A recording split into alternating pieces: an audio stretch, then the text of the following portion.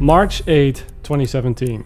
On this day, the first Division game turned exactly 1 year old. And to celebrate, the developers over at Massive Entertainment hosted a live stream to talk about the future of the franchise and to talk about the Year 2 DLC. Everyone had large hopes. Game director Julian Garrity would join the show, which was, and still is, a bit of a rarity. We just came off of a bunch of months loaded with new content that saw the largest resurgence in player numbers since launch, and all of it came off the back of a year-long process of patching up the game and fixing most of its biggest issues. This was it. The game was starting to flourish, and now was the time to start building out the future.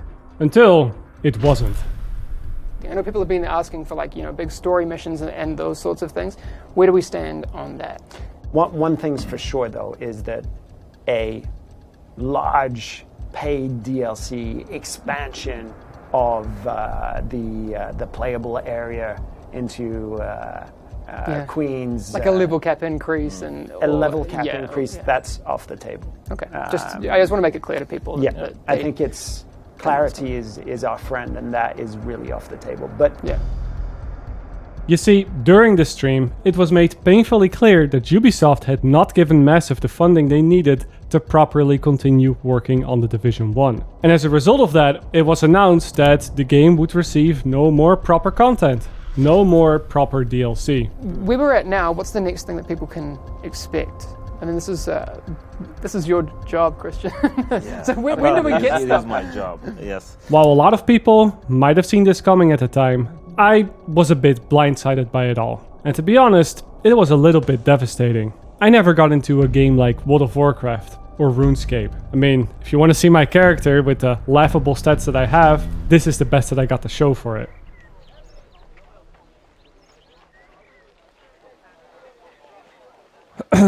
My point is, none of those older MMOs really managed to grab me like they grabbed so many other players, and with The Division, I thought that maybe this could become that game for me. That MMO light experience maybe that I could still return to years later. This whole announcement just didn't make too much sense to me. Because why would the developers go through all the effort of reworking the first game multiple times throughout year 1, only to sort of push the whole game aside right after? If this was always the plan, then what was the point of patching up the first game so much?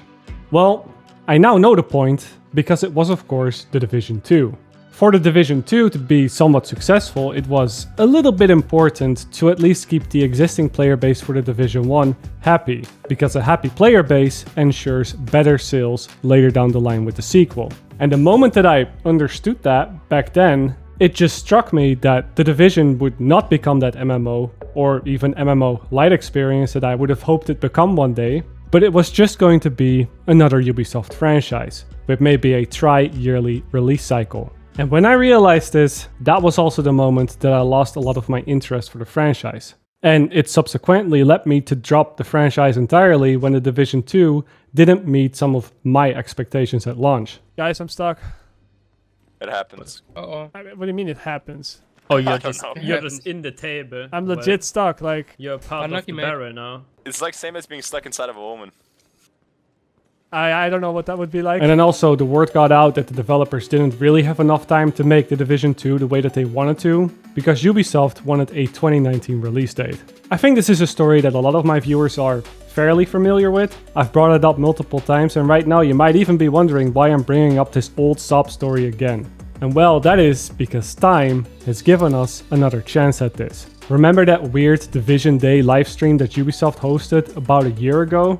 It came seemingly out of nowhere and suddenly outlined future plans with real content coming for The Division 2. It showed us some new Heartlands gameplay, which again I don't think we'll ever really see a release date for, but I'll leave that for what it is. Then they showed off some Division Resurgence stuff, the mobile spin-off that they have going on now. But also, they announced a whole lot of real content for The Division 2. 5 years after its release, and 1.5 years after pretty much having abandoned the game the same way that they abandoned The Division 1 at the time. And now we know why.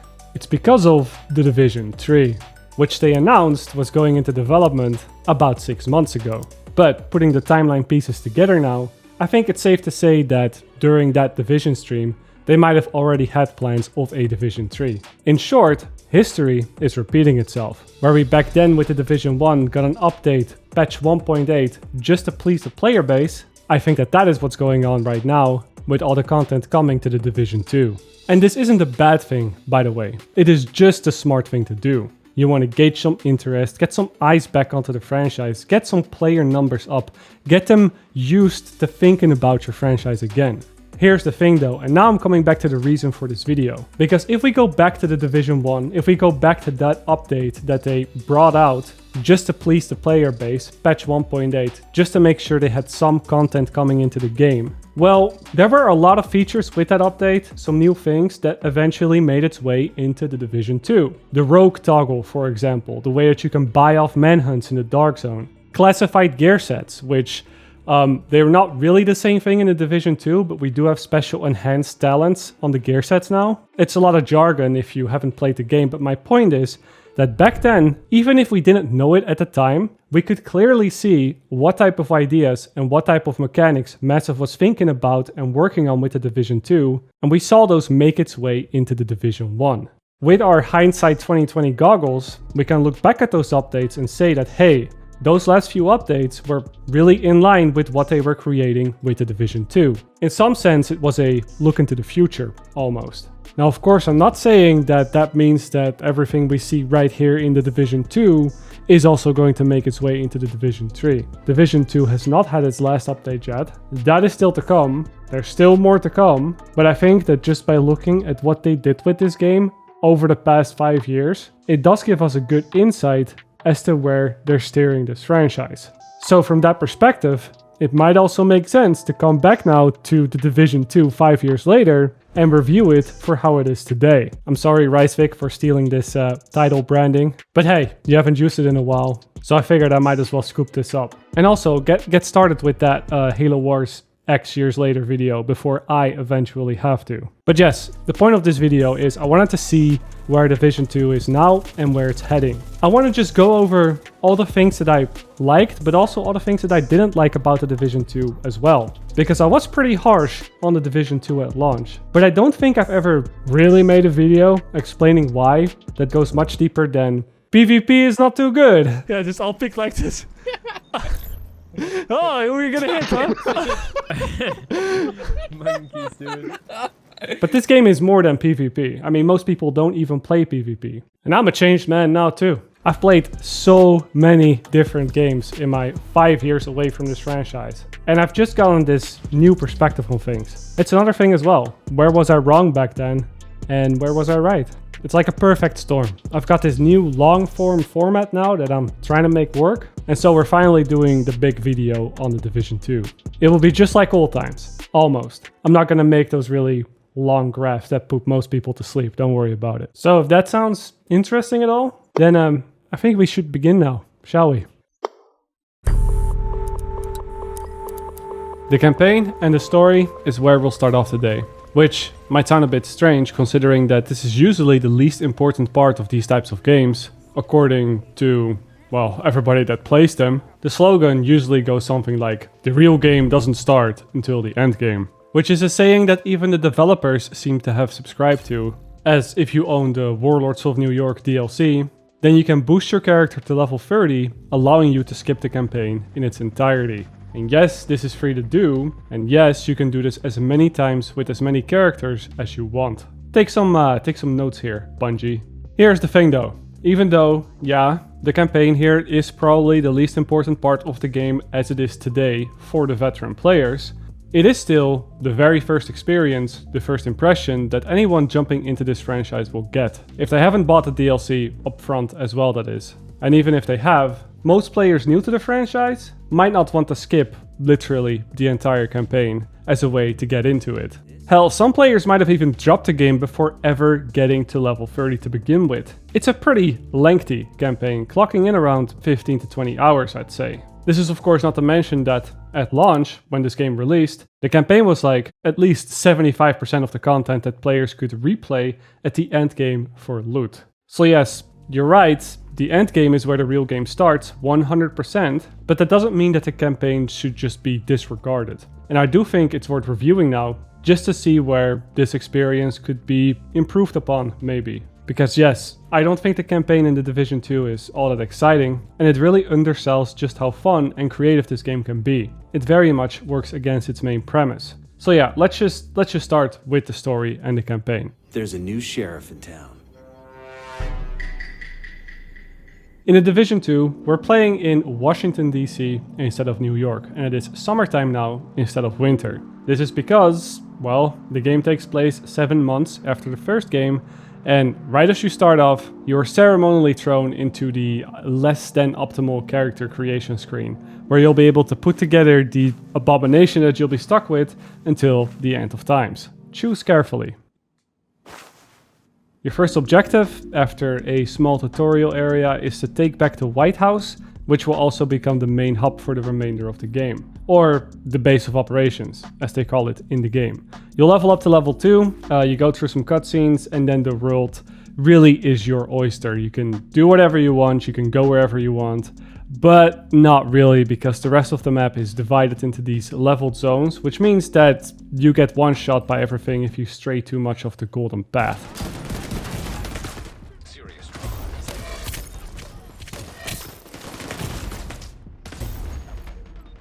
Game design, am I right? The goal here is to get to level 30 so you can start the final mission, and you do so by visiting the settlements on the map, which are just more social hubs, which then provide you with more missions, which then provide you with more XP to get to that level 30. And that is pretty much everything you do summed up. There are a couple of surprises that come after you beat the last mission, but we'll get to those a bit later.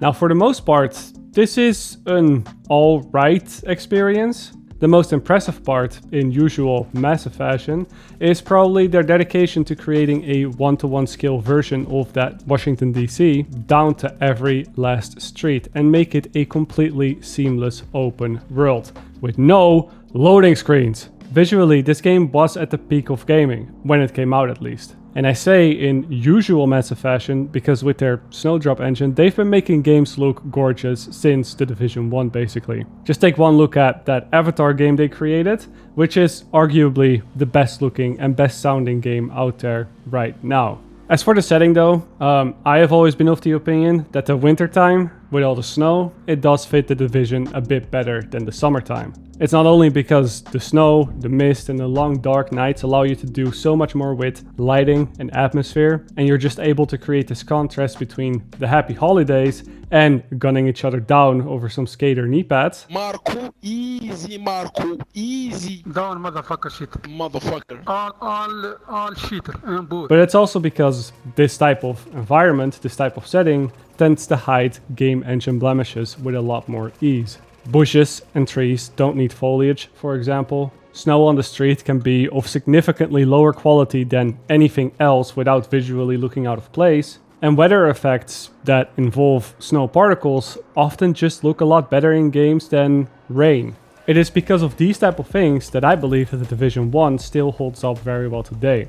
And sometimes I think it looks better than the second game, despite the second game being more technologically advanced. It's not really a fair critique, perhaps, because at the end of the day it is just taste, and I'm sure that many others might feel the exact opposite. They would prefer the summertime over the wintertime. But play some of the missions on Coney Island in The Division 2 with all the crazy weather effects, and you might just change your mind, or at least see where I'm coming from.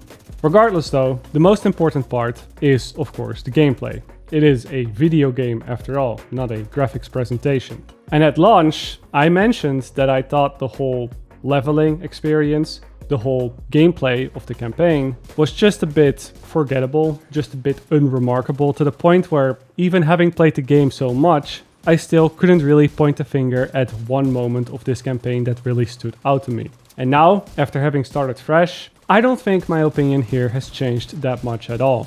To level up to level 30, there are basically 3 types of activities that you'll have to do over and over again.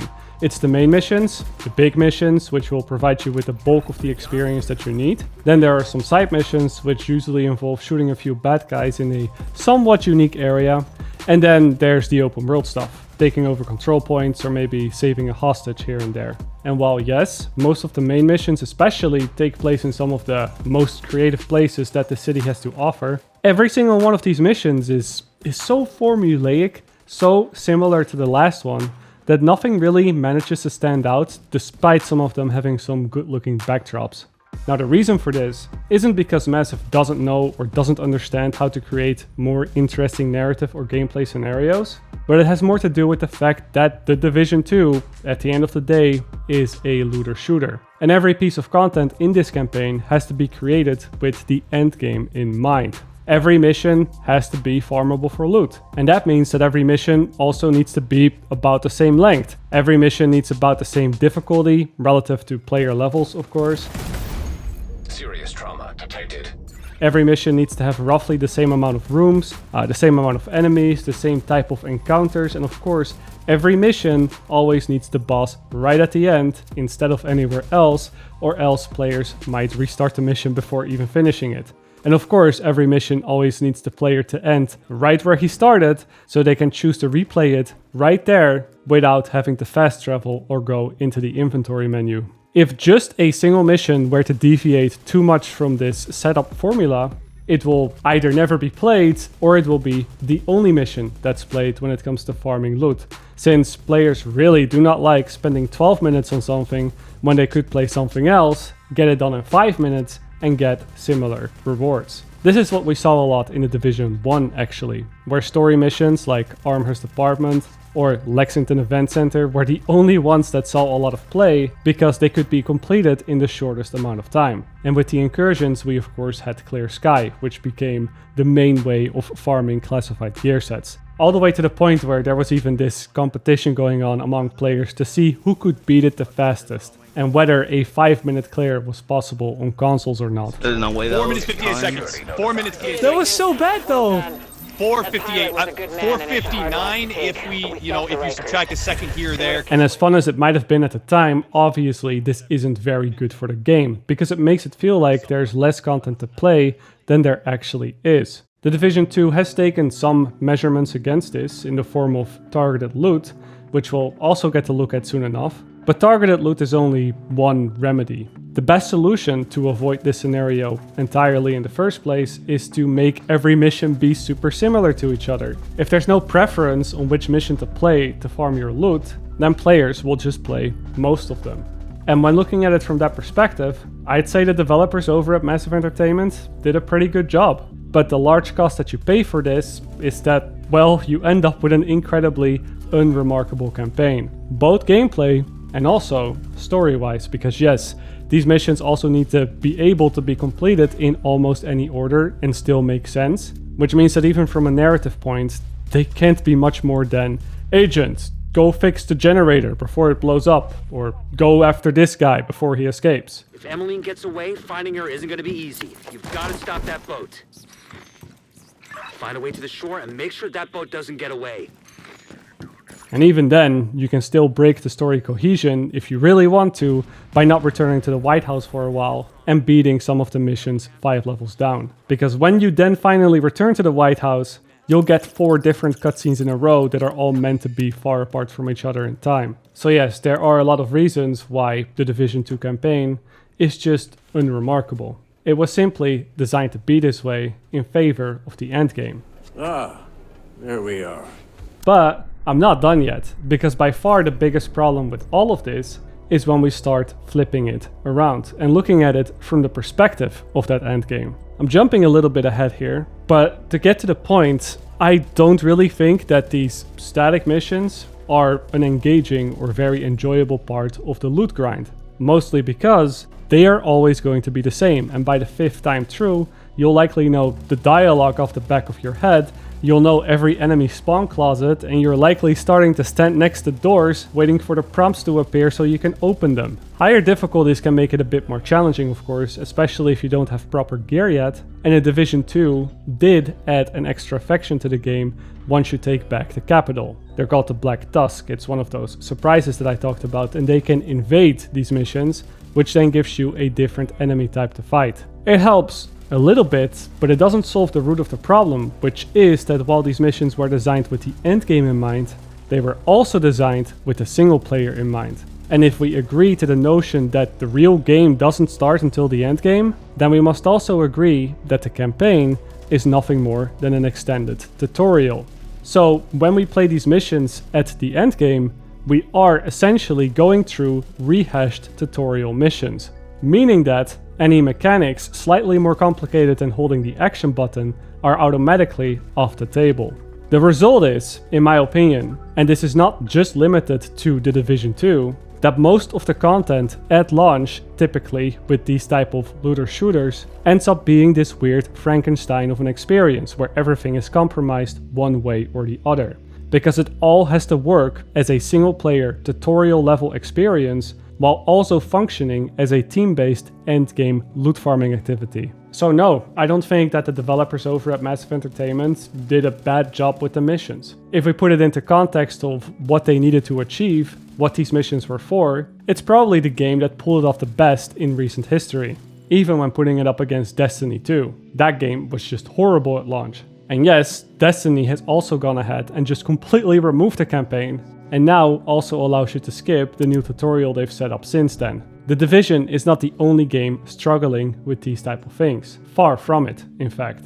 And that really does beg the question, which is, if campaigns in these type of looter shooters end up being forgettable by design, and if they're usually disregarded or skippable not too long after launch, then why do we still include these type of campaigns at all? And would it really be that impossible to create a looter shooter experience without one? An experience where the player starts already at the end game.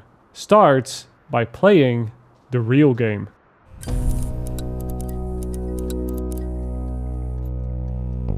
This next part of the video is going to be a bit of a deviation from the rest, because to better answer that question, we're going to need to ask another one first. Because why are game companies still willing to throw the majority of their time, money and talent towards the creation of such a campaign? Fully knowing that it might not be the best first impression and that it will likely be put aside shortly after launch. It is a live service game we're talking about, right? With the goal to keep players playing. So why do so many resources get put into the least replayable type of content?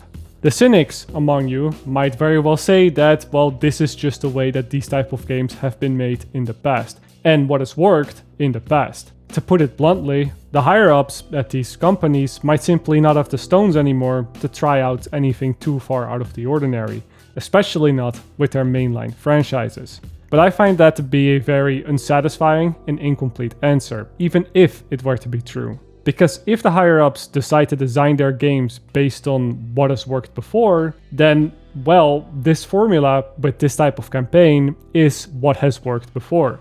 And so we still have to figure out the why part. Another thing you might say is that, well, for a lot of players, the normal audience, not the hardcore player base out there, the campaign is simply the entire game.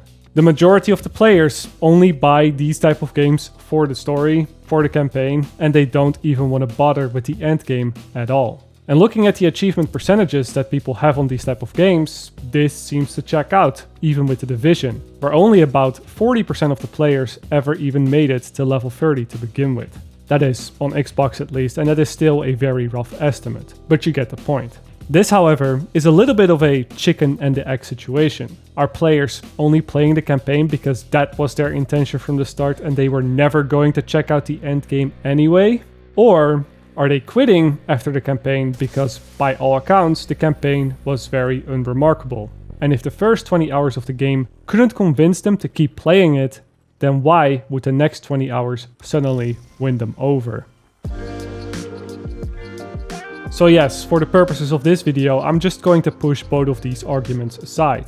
Instead, let's just look at the raw advantages and disadvantages of a campaign with a leveling experience in a looter game that is mostly about the end game, without worrying what goes on in the minds of the executives or in the minds of the average player. And as far as I can think of, there are really three big pros to a leveling experience like this.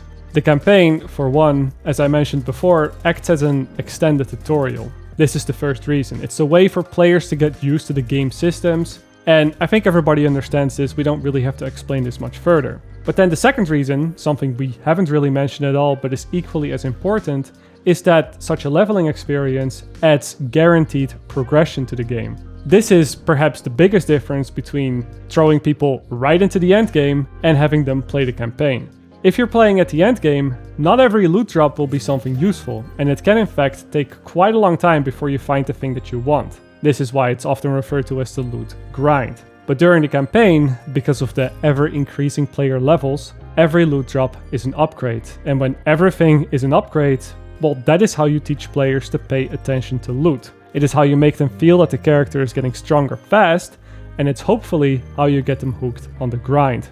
And then last up is that with levels attached to characters, attached to enemies, and attached to zones, it is very easy to create a lot of special or bespoke areas to your game. Have a player start off in the forest with level 1 enemies, and have areas on this map slowly become more mysterious and dangerous as you get further. The far away areas create some mystique, it makes you wonder what is out there, and it makes it all the more exciting when you can finally do so. We have seen it 100 times over in games because it just works. These, I think, are the 3 strong reasons for any looter shooter to at least consider a campaign with such a leveling system, and it's probably also why so many games have chosen to go down this path. But now, let's look at these in the context of The Division 2, and see how well all of this translates specifically to this game. And this is where things get a little bit rocky. For one, if we look at the campaign as an extended tutorial, well, I don't really think that the Division 2's campaign is that great of a tutorial.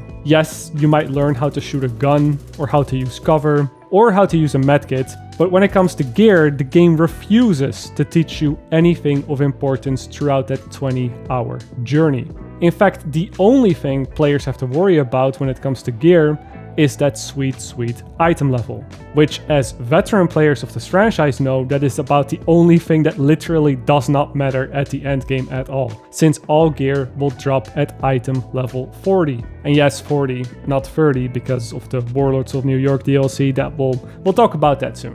What does actually matter at the end game are the stats that gear comes with. Does it have that 15% weapon damage, or does it have a couple 100,000 extra armor points? And that is also precisely the stuff that is made irrelevant as you level up, because those stats that you see on low level gear, they're so low, they're so insignificant that they might as well not exist. There's a purpose for that, of course, and that is that if there are no good or useful stats, then there are also no bad stats. And that means that there are no bad builds, and so players cannot mess up their builds during the campaign.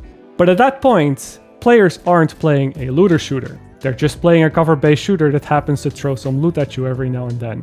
They aren't being taught anything about the loot mechanics, and all this amounts to is it being just another reason why players might quit once they finish the campaign. They get lost and confused because the story isn't a proper tutorial, and if you do not believe me, you can go to the Division subreddit right now and look at all the daily posts of players asking what to do after beating the story. So yes, the tutorial part kinda gets thrown out of the window. It's not horrible per se, but it's also really just not good. What about our second point then? At least we have that guaranteed progression, right? Players might not know what they're doing, but at least they see numbers going up. And well, yeah, players do get stronger, but do they ever really feel getting stronger while playing the campaign? Does the game at any point play different if we hide the UI and simply remove the damage numbers? Not really, right? In fact, aside from unlocking a new skill here and there, the gameplay from start to finish is exactly the same, which is the complete opposite that a game like Diablo might do, where players can start throwing around more crazy combos as they get more powerful. You're able to spam ball lightning like over and over and over again, so our mana is just constantly brr, brr, brr. When it comes to raw damage, yes, the damage numbers are going up, but the time to kill stays consistent across the board. This is because, as you level up in the Division 2, the world also levels up with you. So if you enter a level 6 or a level 10 area as a level 20 player, then the enemies will simply be skilled up to level 20 as well. Meaning that on top of the gameplay mechanics not evolving over time, you also don't really notice the increase to your damage. Now obviously this is done because the developers did not want you to start one-shotting enemies at any point during the campaign. And they want to make all content equally as difficult at all times. And I can respect that. It makes the gameplay more engaging, which is a point we'll get back to very soon. But if that was the goal, if all lower level enemies scale up with you anyway, and if we want to keep this consistent difficulty, then I think we can circle back to the question of why we even have those levels to begin with. What is the point of me being a higher level if there aren't any effects to it all?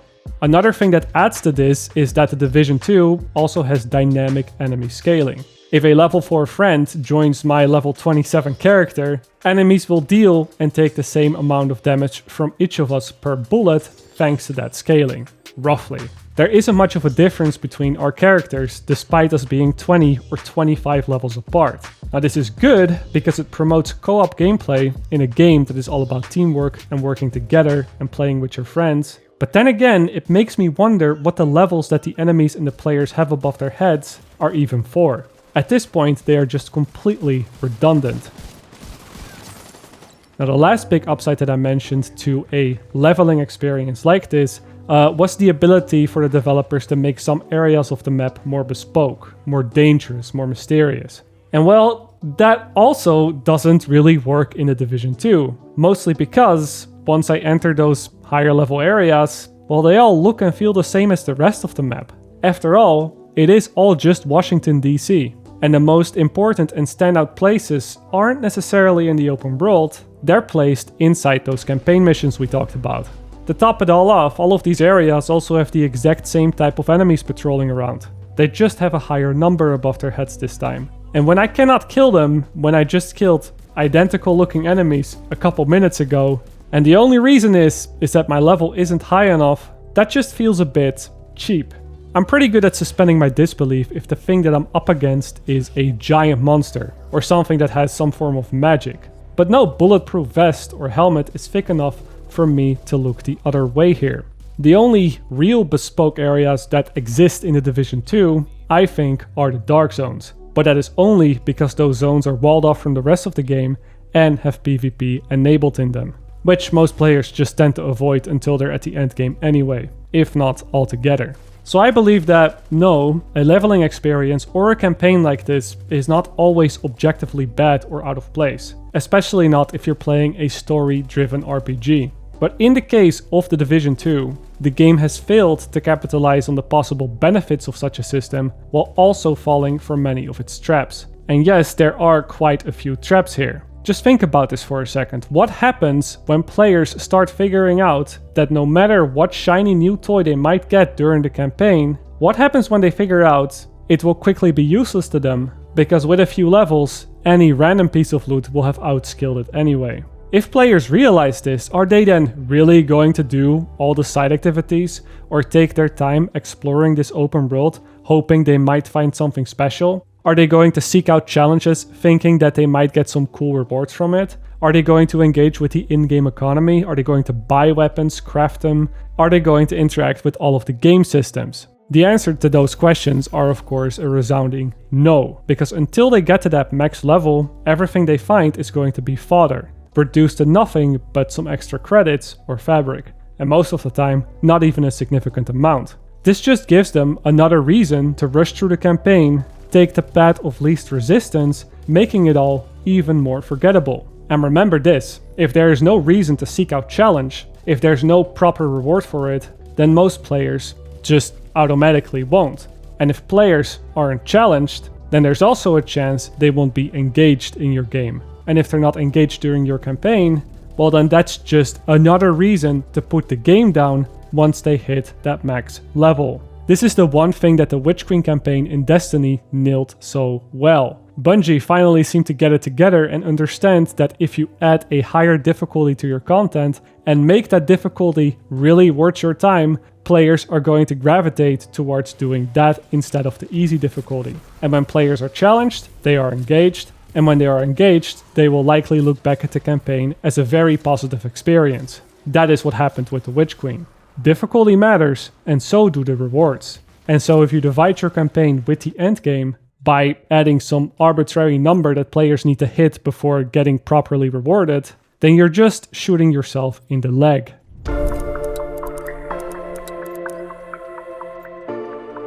With all that being said about the campaign, the levels and its reward structure, I believe we now have enough understanding to take a good look at what comes after the leveling experience. Because in a Division 2, the endgame doesn't really start when you finish the story. And Massive Entertainment has actually chosen to include somewhat of an in-between gameplay loop that comes after you beat the campaign, but before the endgame grind begins. It is something that they've named World Tiers. The moment that you take back the capital, which is the final mission of the campaign, something happens with your character. You'll get a prompt that you'll be taken to World Tier 1 in about a minute, and all the gear and weapons in your inventory will now be displayed with a gear score number rather than an item level. The gear itself will still be the same, of course. Nothing about it will have changed other than it now being displayed in a different kind of way. And from here on out, although your character will not be able to level up beyond level 30, the player will still be able to gradually find gear of a higher gear score. This in fact becomes the next goal, to get gear of a gear score that is as high as possible. But there is also a catch to this.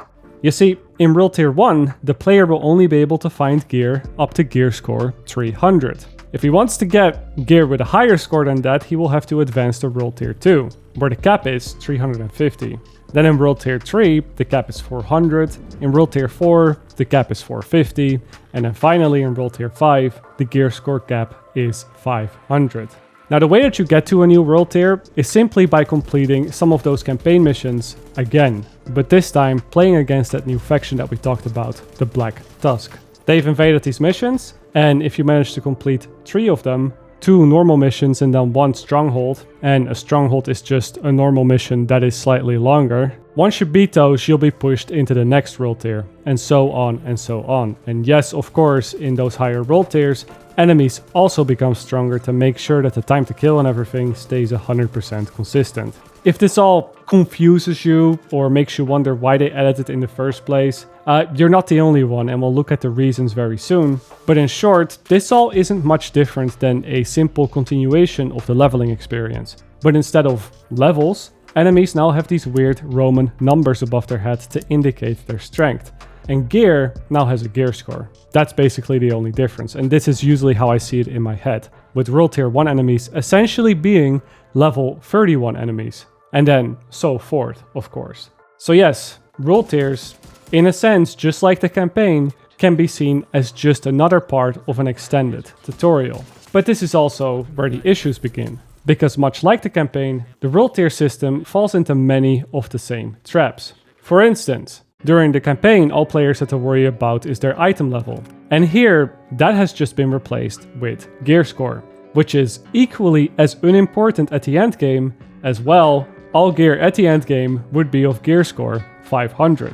It still doesn't teach players about builds or about stats. It still means that even if players find something really special or really cool, they know that it will be outskilled in just a matter of hours when you find something of a higher gear score. And by the way, no, there is no gear infusion system like, for example, in Destiny. So yes, a gear score 300 item will always be objectively useless at the end game. And again, this all means, as we've talked about in the previous section, that players will not seek out cool rewards. They will not play missions on a higher difficulty than they need to. They will not explore this open world thinking that they might get something special. With a system like this, as it exists in the Division 2, it just becomes another race to the finish line. But it gets worse, because this system also comes with a bunch of extra caveats that aren't properly explained in-game. You see, the way that you get gear of a higher gear score to drop for you is to simply increase the gear score that you have on your character. The better gear you have, the better the gear is that you will find. Seems logical, right?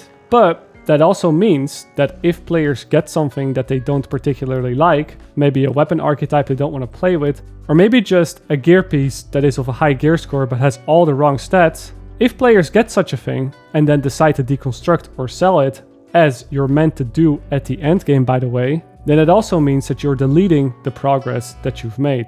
You're progressing backwards. At the very least, you will have to keep the trash items that you find of a high gear score in your inventory in order for the game to know what drops to give to you. And this weird gimmick isn't explained in the game ever and never comes up again once you reach gear score 500. All it does is quite literally to teach the players bad habits of doing the opposite thing that you're supposed to do when you're at the end game, which is to seek out gear with good stats only.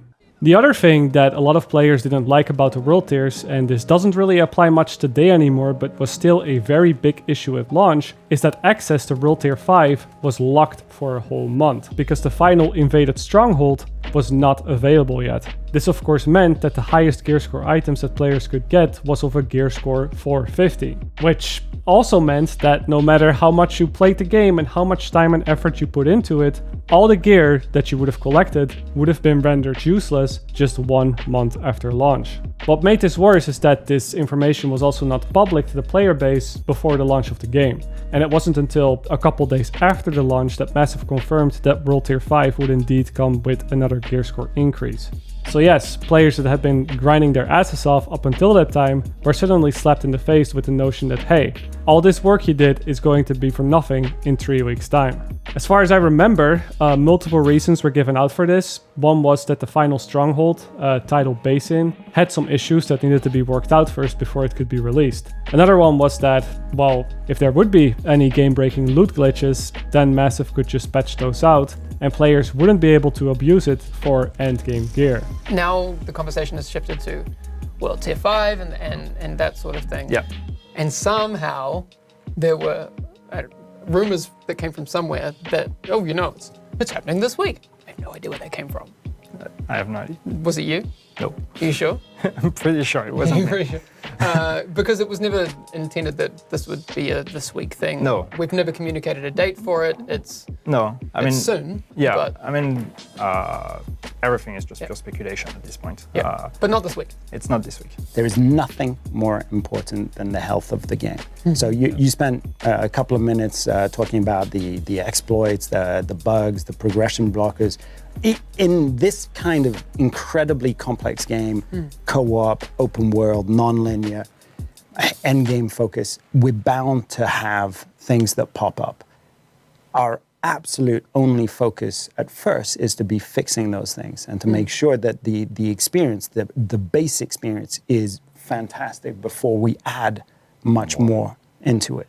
And then another one was that they wanted to give everybody a more fair chance at the world's first raid race by leveling the gear playing field just before the raid came out. Now, all of these reasons might have some truth to them. I can see where they might be coming from with all of these points, but I still don't think they're a good enough excuse to lock getting endgame gear away for a whole month. I'm very much of the opinion that if Tidal Basin wasn't finished yet, then the game shouldn't have been released yet. I'm also of the opinion that players are not your test players, and if a game-breaking loot farm would exist at launch, well, in the absolute worst case, you should just hotfix it and reroll the servers by a day or two.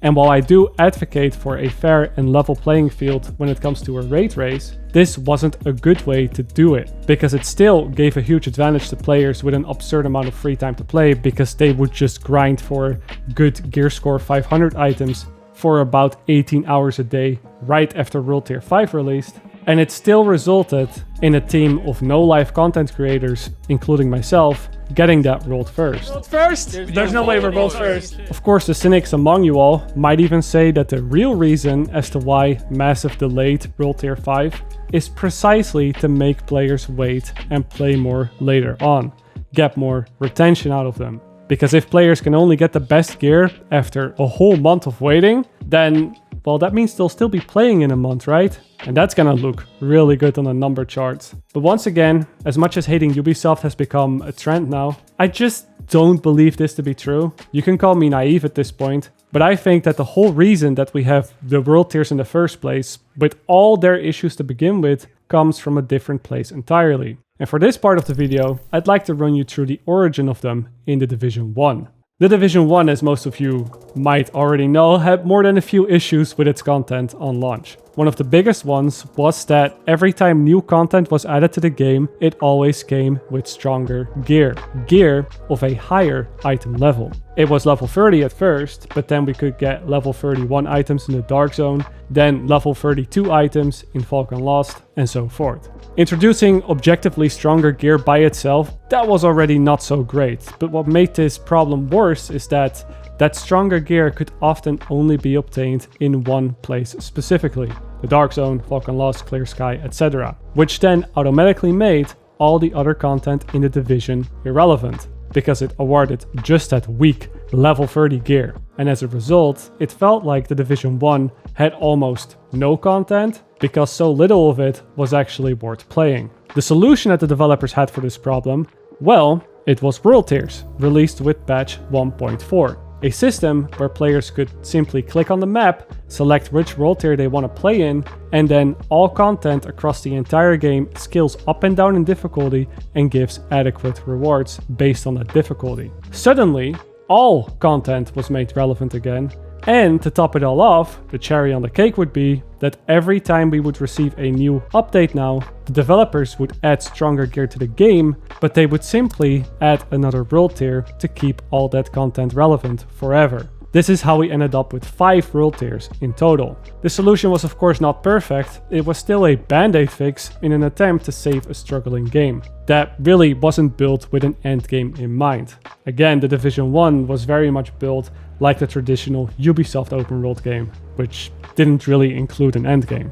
But the results of this world tier system were so good, so much better than what we had before, that it was praised as one of the best changes the developers had ever made to this franchise, and considered to be a big reason the game regained so much popularity later in its lifetime.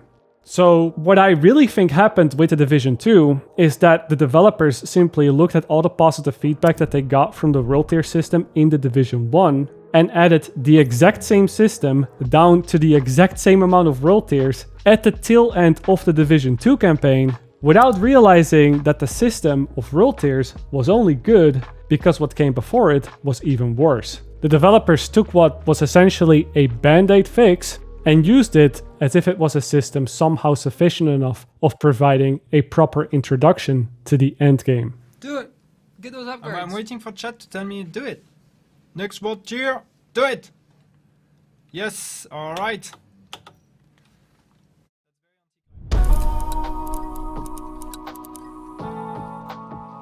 If you thought I was done talking about levels, world tiers, reward structures, and difficulties after only, 47 minutes now? You are sorely mistaken. This is the video about The Division 2 that I've been wanting to make for a very, very long time, and I am going all in with this. But I do want to pause that whole conversation for a little bit, just to look at some other things first. We keep talking about this endgame in the video, right? But so far, apart from those replayable missions, we haven't really looked at the rest yet. And 5 years after launch, there is a lot of rest. Truth be told, if you really want to start with the endgame and the gear grind in The Division 2 today, then you'd have to at least also purchase and play through the entirety of the Warlords of New York DLC. Which also means that for this video, that is the thing we should probably be looking at next. It is the piece of content, the thing that new players will play right after getting to World Tier 5, or even straight away if they simply boost their character. Here's the thing though. Since so much of what makes a DLC for just about any video game, good or bad, depends on the contents of the base game and the mechanics of it, and since Warlords of New York especially borrows so many of its open world mechanics from the base game, it is almost essential, I think, to look at the base game first, the open world. The beautiful world of Washington DC, the seamless experience when it comes to gameplay, and the place where, especially at launch, players would be spending most of their time, if they weren't replaying the same few missions on repeat, that is.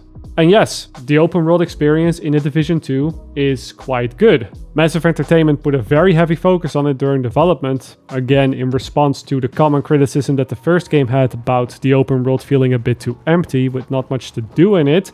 And the result is that you'll find it difficult just to walk a few minutes without something of interest popping up right in front of you. And all of this is built with the end game grind in mind. So how does it work?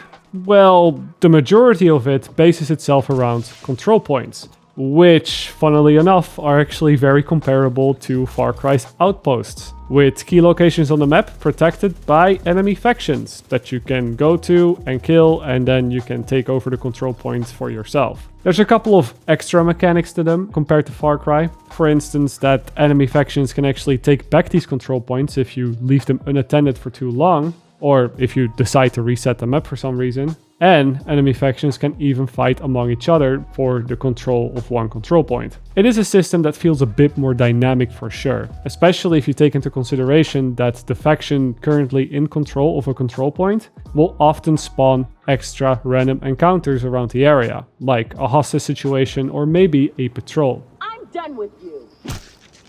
Aside from control points, the player can also accept bounties, which will mark a big boss somewhere in the open world for you to hunt down. And those settlements that we talked about earlier when talking about the campaign often have projects for you to complete, which give you even more rewards for doing a list of, well, chores, I guess. Which, yes, some of this stuff, of course, comes down to just doing chores, busy work. That's what it is at the end of the day. But it's doing these things in an open world that feels this dynamic and always has something relevant for you to do to begin with. That is, I think, one of this game's biggest accomplishments. And ultimately, what also sets it apart from most other games within this genre. Destiny 2, for example. It has all these different planets that you can visit, of course. And those planets do have shared world spaces where you can even see players outside of your fire team. Ugh, I wish Division had this. But what many of you probably also know is that going to different parts of these planets pushes you in and out of a load zone where suddenly you can't even see the people in your own party anymore. And any time that you have to travel anywhere basically, it always includes seeing some variation of this loading screen because you're going to have to go to different planets. Whereas in the Division, it's all one big map, one seamless map, and you can technically just walk all the way over if you wanted to. But now, let me flip this around. Let me ask you a question for all those Division 2 players out there. You ready?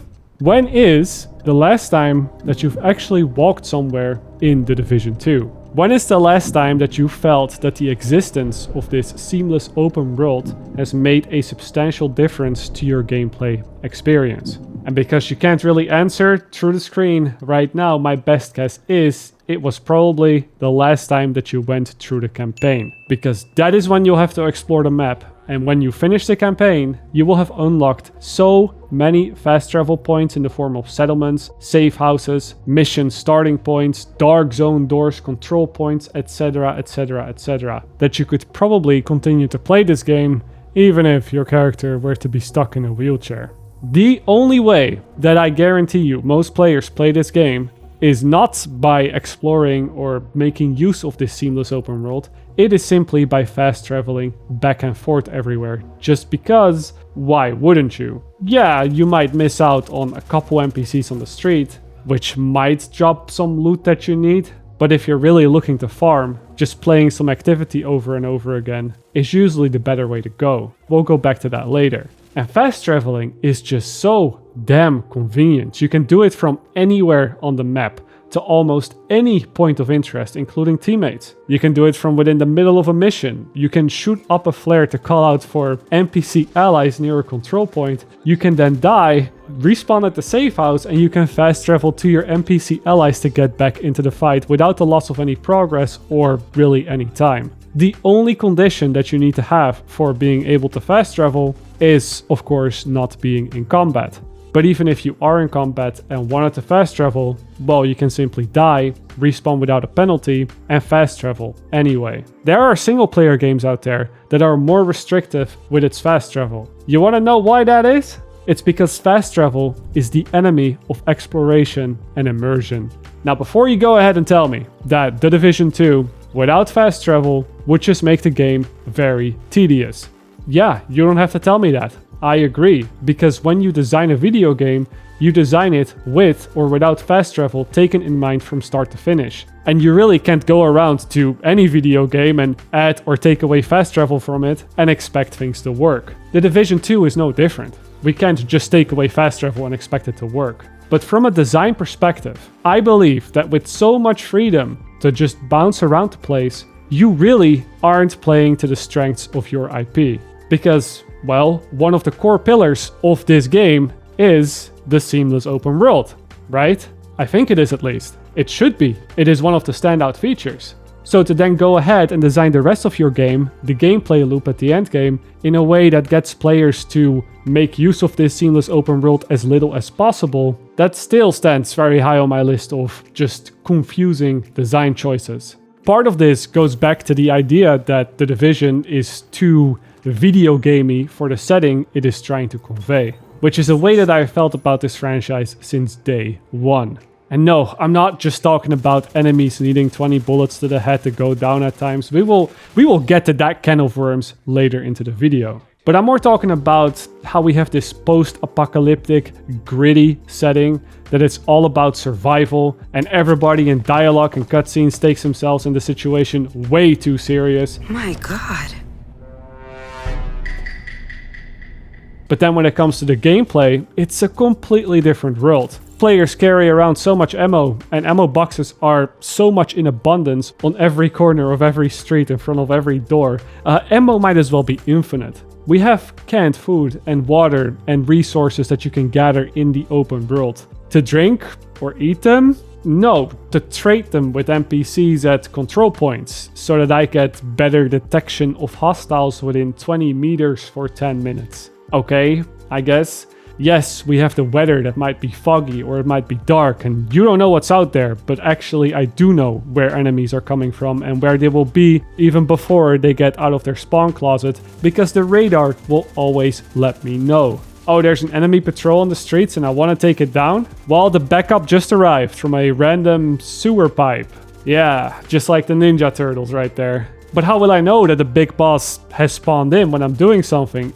Oh, well, maybe because of the giant prompt on my screen every time one spawns in. It's just that every item, every area on this map, even what enemies are doing, it is also explicitly marked. I can see when they're blind, I can see when they're suppressed, I can see when they're hiding, I can track them through walls because of their health bar. And thank God for the navigation that is always present, because how else would I know in which direction to go?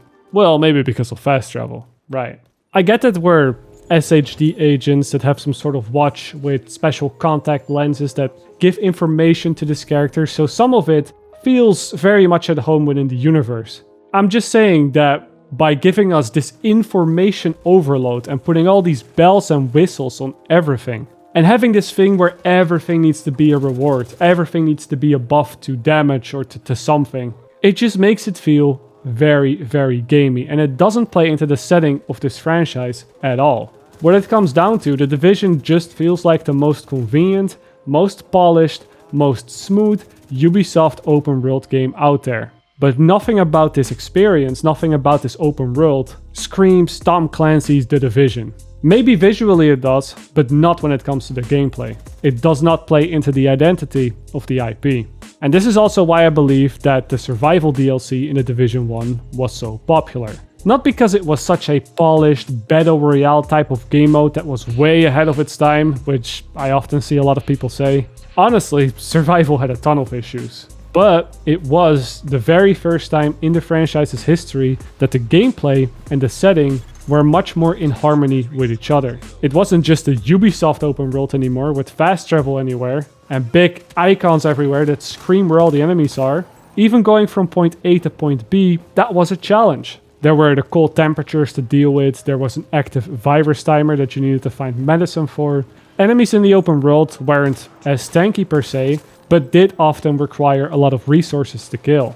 So sometimes you made the choice not to kill enemies, not because you didn't think they were worth the rewards, but because it might not be worth the risk. And that, I think, is a lot more of an interesting decision to have to make. This is what I see in my mind when I think of a Division-style open world game. An open world that resists the player, where weather changes mean something instead of just being a nice backdrop. A world that makes you fight for every street you're trying to explore. One where fast travel exists but is a luxury, and where even if you have the best gear, there are other things to worry about than how much damage your weapon does and how many millions of armor you can stack on your character.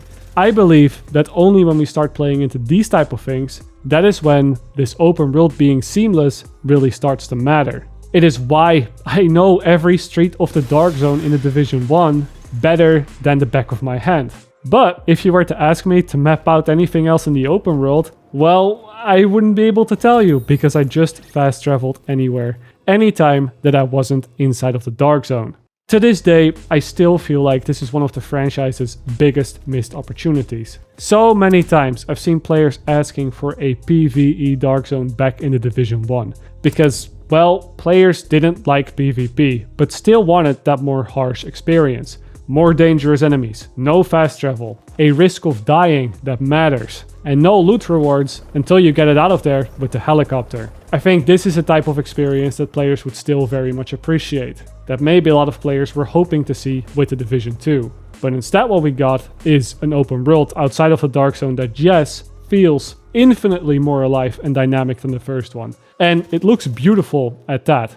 But it is also a world that doesn't really play into the gameplay fantasy all that well. It does quite the opposite, in fact. And so I think it ends up feeling a lot more generic than that it should.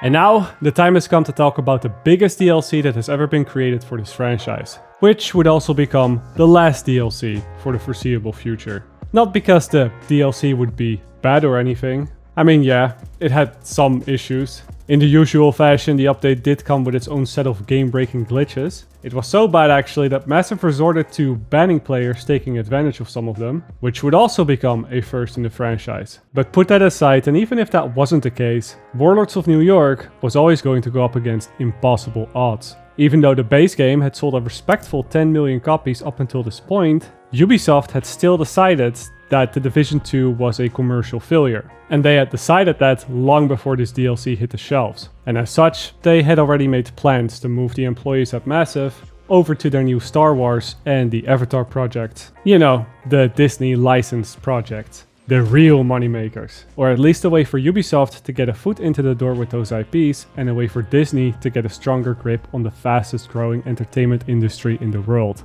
So yes, while the Division 2 did get a proper DLC, unlike the first game, it never really got the chance to prove to anyone that such a DLC could actually retain players and turn things around. No matter the outcome, the Division 2 was always going to get sacked.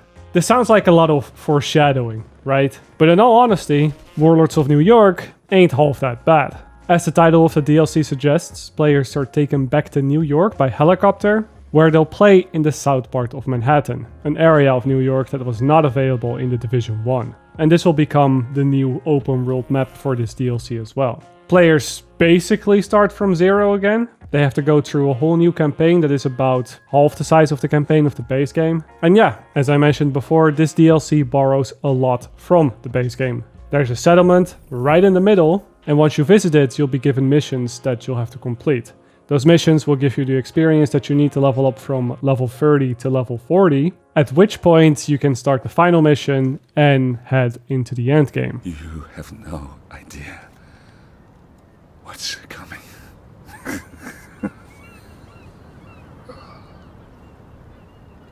Rogue agent deceased. The biggest difference here, really, is that instead of the areas on the map having levels tied to them, the world is free to explore as you wish. The map has this fog of war type of mechanic where it shows you points of interest as you explore it, and all 4 of these zones are equal in terms of difficulty, each of them offering one large mission and then a bunch of side missions, of course. Now those main missions, they are pretty good this time around. They deviate a bit from the formula that the base game laid out, with multiple boss encounters and some interesting mechanics, where the bosses have a special skill that they'll be using throughout fights that players then get to keep for themselves the moment that they defeat the boss, which is a lot more exciting than earning points and buying random skills and upgrades at the base of operations. In general, I think the missions in this campaign do overuse the surprise attack a bit, with random rooms going dark at least once every mission and then spawning in a bunch of enemies right in front of you when you can't see anything. And the biggest offender here with this campaign is that, well, it is still just missions, which again, I think are up there with some of the least replayable type of content that you can make for a looter. Because every time that you replay it, it's going to be exactly the same as before. But putting that criticism aside, when it comes to the mission design, this is probably some of Massive's best work to date. This is a sentiment that I share for the open world as well, by the way. Although I still prefer the snow setting, that hasn't changed. And although the developers probably still had to abide by the same budget costs when it comes to asset creation and performance because, well, the release platform for the DLC hadn't suddenly changed, this whole city just looks and feels so much denser than DC. I can stand on almost every corner here, look into any direction, and it's just a mood. It's a picture. It just looks really, really good. If only more of these buildings were enterable, man. Oh, we would have had such an immersive city. Maybe with the Division 3. But yeah, truly, when it comes to content offering, Warlords of New York is a very strong first and only yearly DLC released. And I almost cannot believe that this was made in just 1 year. Almost. Because on the other hand, Warlords of New York also came with some of the most backwards design decisions that I'm still trying to wrap my head around to this day.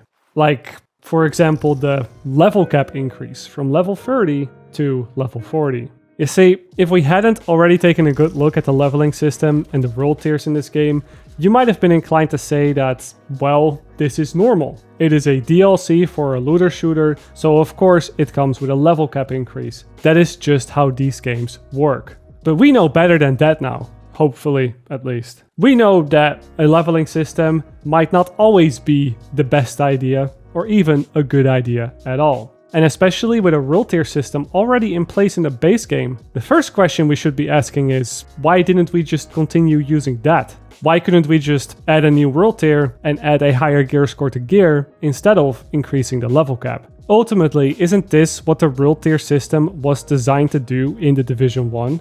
To keep all content relevant even when a new DLC would drop? To keep all players playing together on an even playing field, even if they didn't purchase the DLC? That is why we introduced world tiers with patch 1.4, right? And if we were going to copy this whole world tier system, if we were going to confuse players that reach the end game with all this jargon, and if we were going to deal with all these weird issues associated with the world tiers, then you'd at least think that we might as well use this world tier system for the one thing that it was designed to do. But that's not really the case. In the Division 2, you go from level 1 to level 30 during the campaign. Then you get introduced to world tiers and gear score all the way to gear score 500. And then with the very first proper DLC to drop, we just disregard all of that and we go back to player levels, as if world tiers and gear score never existed to begin with. And that is strange. It makes the game feel like a disjointed mess. But it also causes some real issues that, to this day, 4 years later, haven't been completely solved yet.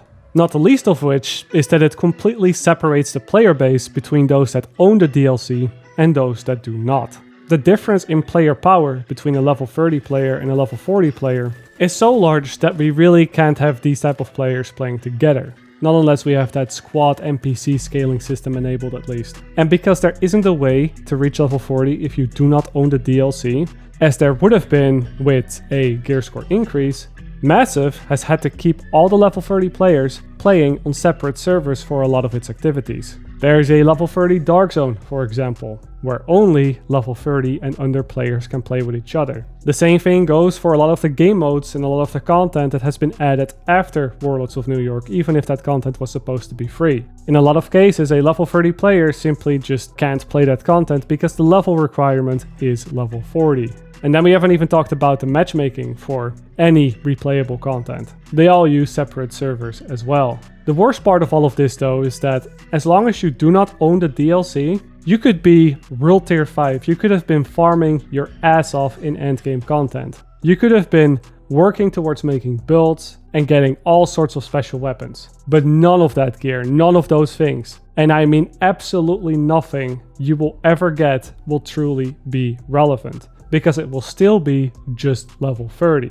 This is why I say that the Division 2 is quite literally unplayable without owning and then beating the Warlords of New York DLC first. Which is not really how it works in Destiny, just to name an example. You could reach the max light level, is what it's called there, as a free-to-play player. And even all the weapons that you would get before you reach that can be taken right into the endgame because of something that is called infusion, where you can take an item that is of a lower level and simply push it up to a higher level using another item. which is something that I think the Division desperately needs as well if it is going to increase the level cap or gear score with every major DLC. We've seen it happen a few times now throughout the franchise where we get new DLC, and yes, that new DLC comes with a bunch of new gear to grind for, but ultimately the majority of the time players are having to refarm the builds that they already had. This time just of a higher gear score or item level. And I just think that this is truly unacceptable. Imagine having to refarm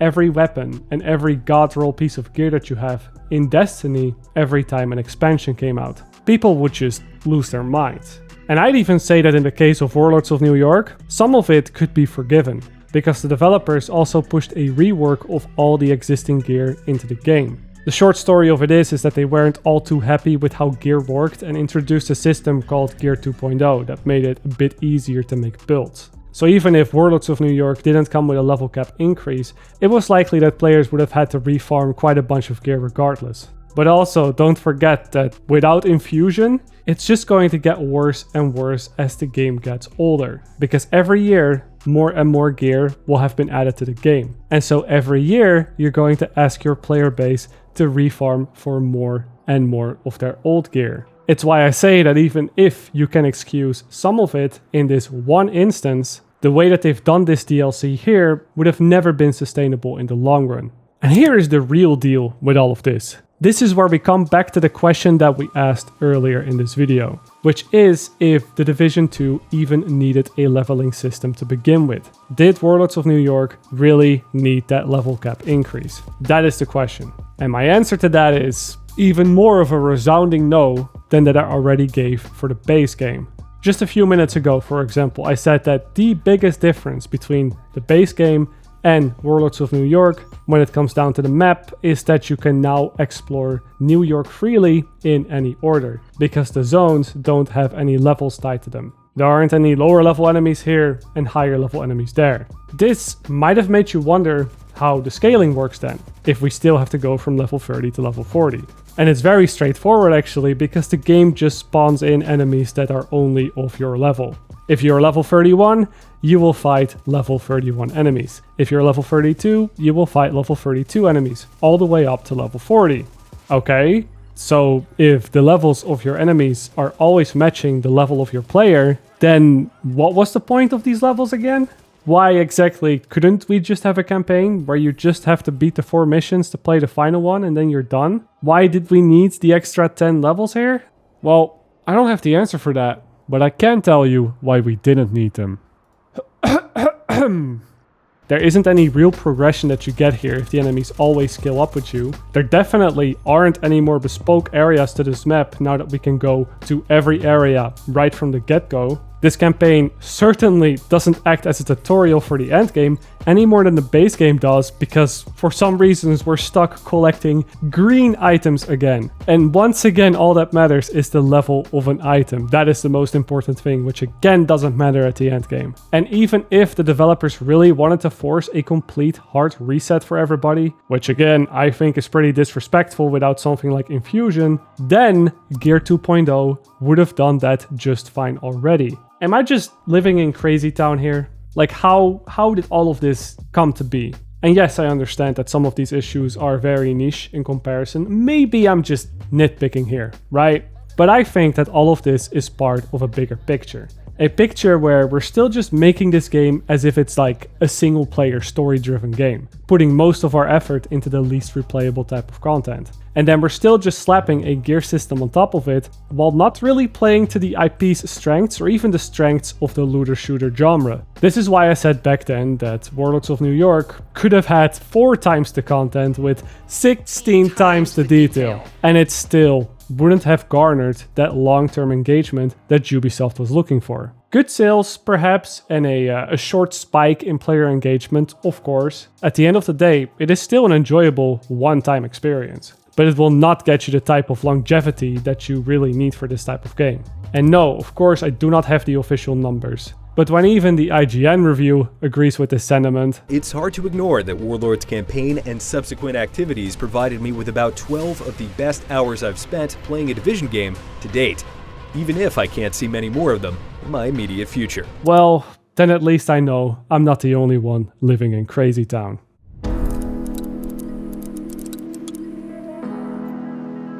Well, here we are, finally ready to open the can of worms that is talking about the general gameplay. The cover-based shooting, the time to kill with the RPG mechanics, and all that fun stuff. So, service level. Division 2 is a third-person, cover-based shooter, which naturally means that every inch of this world has been conveniently filled up with waist-high barricades, blocks, and bricks that allow the player to play whack-a-mole with a bunch of enemies. I mean, not really, of course. We aren't back to playing Win-Back on the PlayStation 2, although sometimes the resemblance is quite uncanny, and we'll get back to that one soon. First though, I want to look at something far more integral to the identity of the Division, which is its striving to bring a more tactical approach to the looter-shooter genre. It does that through its cover system and its carefully handcrafted arenas, but more than anything else, it also does it through its AIs. You can go and just about watch any review out there of this game, and you'll no doubt find people saying that for a looter-shooter, the NPCs are surprisingly smart. And I very much agree with that. What you'll see often in these type of games is that the enemies that you fight are nothing more but cannon fodder. They usually stick to performing the same 2 moves on repeat, while only shooting vaguely into your direction. Think again of Destiny 2 and its non-boss enemies. Most of these don't really have any lethal attacks, and their movement is quite predictable. A lot of them just run at you in a straight line, and they don't even really seem to care too much about getting out of harm's way. Now, the Division has clearly taken a different approach with its enemies. They are, again, a lot smarter. They push you when you get low or when you have to reload. They hide when they've taken damage. They use grenades or explosives to flush you out of cover. They push together, and they can even hide until you stop aiming in their general direction, and then pop out when you decide to stop aiming.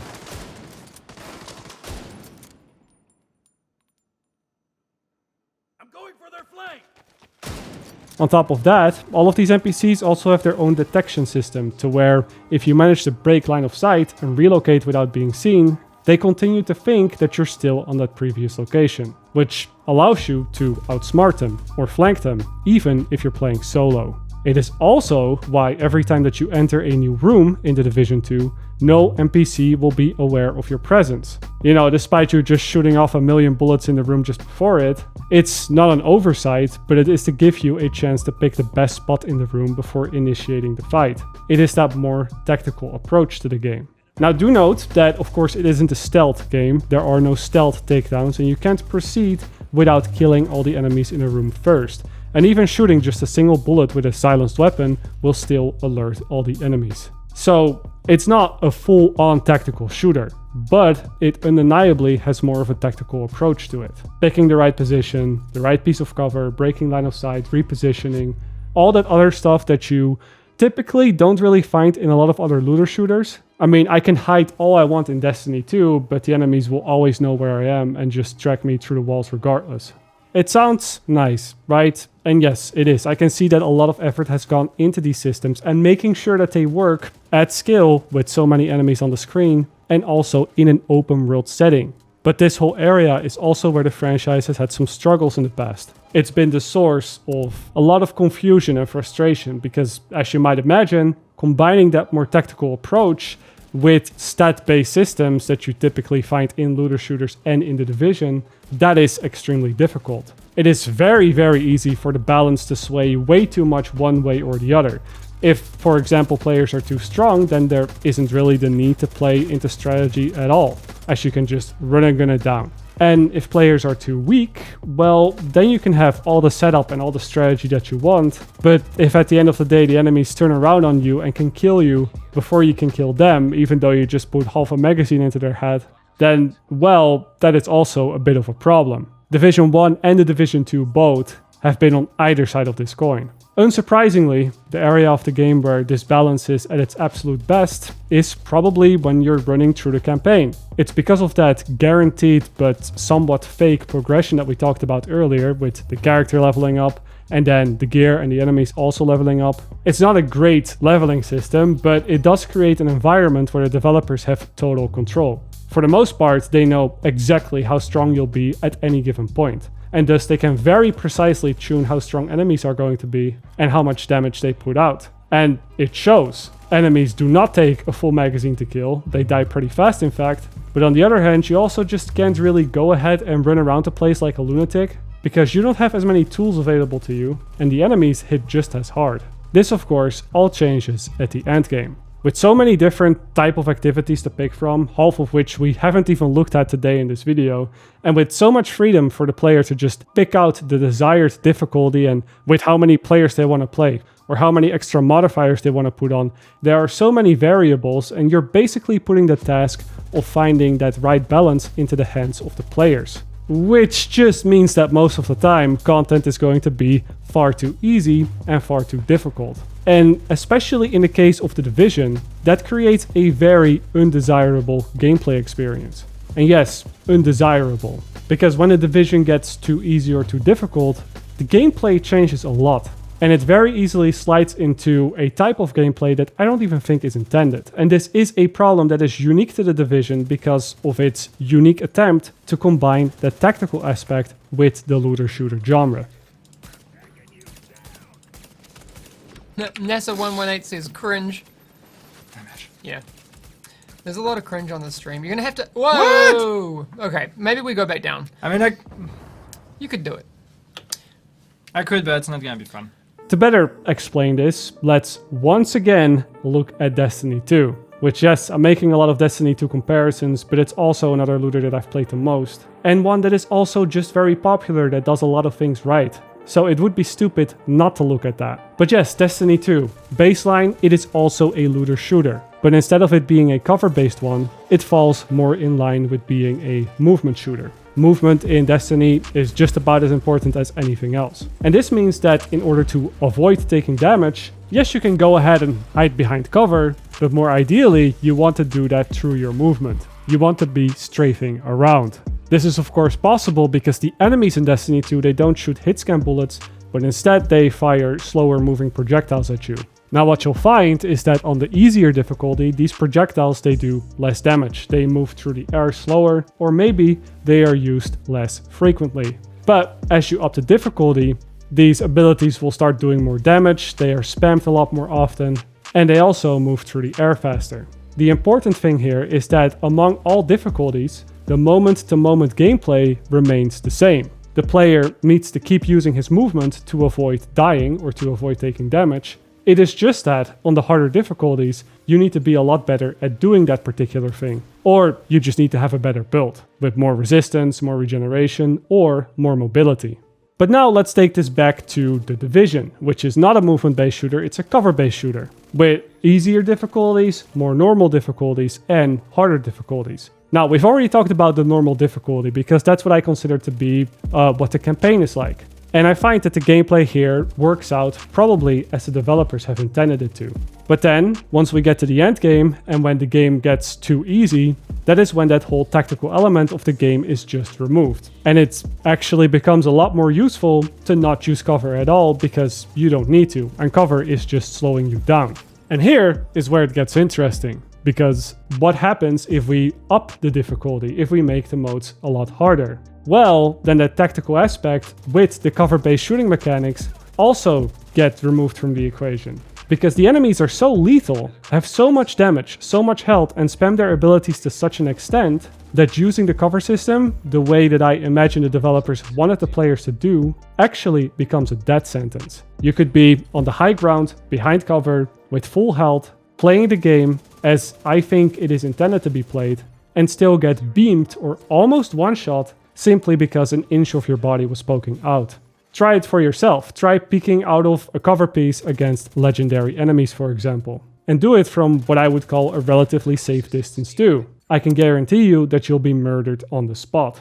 This is why even the best players in the world, they have to resort to cheesing the system in order to get those runs done. A popular strategy in The Division 2 is to use a little shield and then hug a left side corner with your character, so that very, very little of your character is exposed and you can just shoot the enemies. And before a very recent update, this would actually allow you to be completely behind cover while shooting at enemies, but the developers have fixed that about 2 months ago, I think. Even without the shield though, this always used to be the go-to strategy, and used to be a thing in PvP too.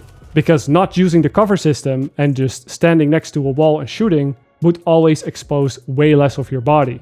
And this would really be the only way to survive against legendary enemies. Going in cover and using the cover system simply doesn't work. Cover just isn't useful in the Division when either the game gets too easy or too difficult. And think about what all of this subconsciously teaches players too. Because if the easier difficulties of the game do not require cover, and if being better at the game and having a better build can slide what is too easy up from normal to hard to challenge and then even to heroic, well, then you're teaching players that if you have to use cover, that just means your build is too bad or you played it bad.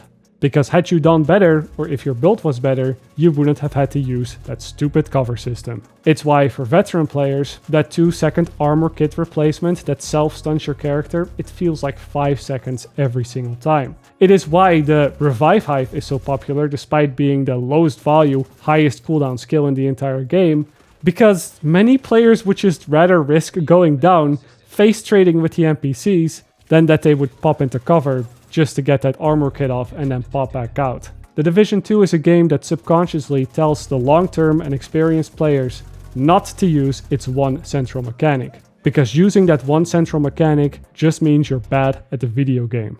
And here is just one more thing, right? Because I've talked about this very subject for years now, with all sorts of different people, and I always see one type of response coming back at me, which is that I'm looking at all of this from a very one-dimensional point of view. The view that everything has to be fast and efficient, and that yes, I could technically not use the cover system and run through everything, but that is not at all how most people like to play. Most people don't mind sitting in cover and slowly working their way through a mission, even if it isn't the best way to do it. And I always have the same response to those sort of things, which is just that, in my opinion, the very genre of looter shooters cannot be separated from speed and efficiency. The whole point of games like this is to play the content to get better gear so that you can play through that content faster or better or with more ease. Being more efficient is quite literally the carrot on the stick, the purpose for even replaying the content to begin with. Not only that, but as we discussed earlier as well, a lot of content in the game is often played or not played based entirely on whether or not it is worth the time. If you have one mission that is significantly shorter than the other ones, while giving similar rewards, then well, that one mission is all that people will be playing because it is more time efficient. It is even to the point where if the loot drops are too stingy in one type of activity, that activity might as well not exist. Everything about looter shooters is about time and efficiency. And if using the cover system and everything that comes with it isn't the most efficient way to play the game in the majority of the content at the majority of the difficulties, then it really isn't a cover-based shooter in my eyes. It is a third-person game with cover shooter mechanics that you just kind of not want to use. Agent killed. The thing that I have wanted to see for a very long time with this franchise is for it to simply move away from being stuck to that cover-based gameplay. I've said it in the past, but cover-based games just feel a bit outdated. The whole genre was conceptualized at a time where controls for shooter games on consoles sucked. They were really, really bad. And because it was too difficult to get gameplay working where players could accurately shoot targets while moving, the solution was to have everybody simply stand still. You either move or you shoot from behind cover. But we've come a very, very long way since. We've got better controls, better controllers too, and with the current hardware that we have available for our consoles and our PCs, we can create much more dynamic player arenas as well. And this is all not to mention that, well, despite the Division being the best feeling cover shooter out there, it still just feels a bit stiff. Both the first game and the second game often had problems where you can get stuck on small things. It would push you into cover in weird ways, kind of teleporting you around the place. Or it would just push you in cover on places where there is no cover. You also often get stuck on edges because, well, you can't really fall in the Division. You have to click the button to go through an animation to jump off something. Or you have to roll off in this really awkward way where there are clearly no any player physics active. And just the fact that we can't jump. We're always just stuck to the ground. Not that jumping would always be useful, but it would open up another way to traverse around the map in some areas. Here's something though, and you might call this cope, but I do believe that Massive is aware of all of this and they might be moving into a more free cover type of gameplay for the Division 3. I say this because the Division Heartlands seems to already have a lot more movement options, like a faster sprint out of a dodge roll and a slide ability that you can use downhill. And then there's Star Wars Outlaws, which seems to have the option to crouch freely and seems to be using a much more contextual cover system. And then also, their recent Avatar game has proven to me that Massive indeed knows how to make smooth physics-based movement work. It really is just about putting all these pieces together in the right way and making it work for the sequel. I think that that would be the best way to bring this franchise into the next generation of video games. But of course, that is also just my opinion. Vital signs critical.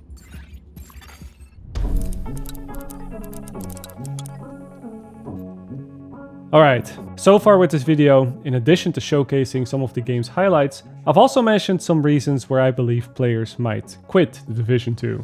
The lengthier but unremarkable campaign, the confusing gear score system, the mandatory expansion splitting up the player base, the difficulty scaling and how, at times, it negatively affects the gameplay, and, well, we could really go on.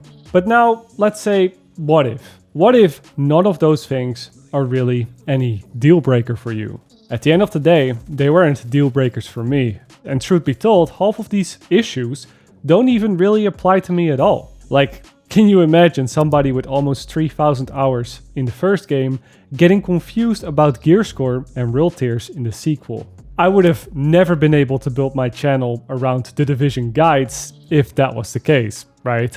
So why don't we just cross that line? And instead of talking about areas of the game that might make players decide to leave or decide to quit, let's focus on what actually makes them stay now. Which I think for the majority of players are the different builds that they have access to.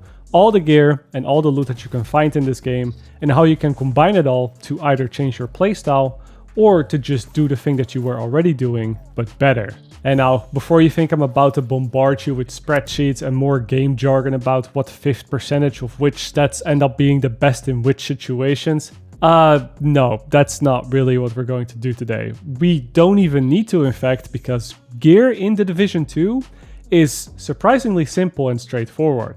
You know, for a looter shooter.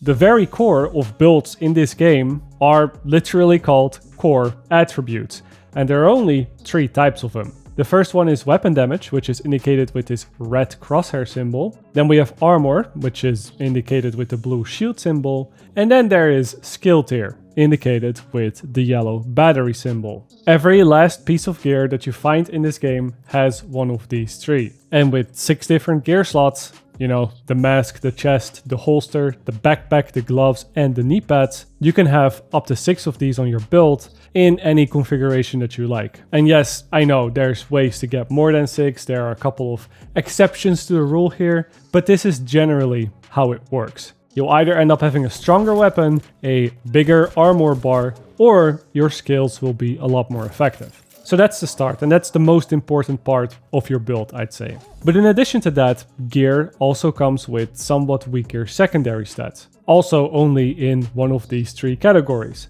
I'll put these on the screen right now, but basically just know that these things are a bit more specific to a build, generally aren't as strong as the core attributes, but they absolutely do matter if you want to make one of the best builds out there. Because once again, take in mind that you have 6 gear slots, so you get to pick and choose 6 of these. And then also take in mind that on the high-end gear, the gear that is color yellow, you'll get 2 of these secondary attributes. And that distinction between the high-end gear and the gear sets, that is the last thing that we have to look at for now. But yeah, there's basically 2 types of gear at the end game. There's the high-end stuff that I just mentioned, and then we have gear sets. Gear sets only come with 1 secondary attribute, which is where they're a little bit weaker than the high-end pieces. But when you wear 2, 3, or 4 pieces of the same gear set, you'll receive some larger bonuses to make up for it.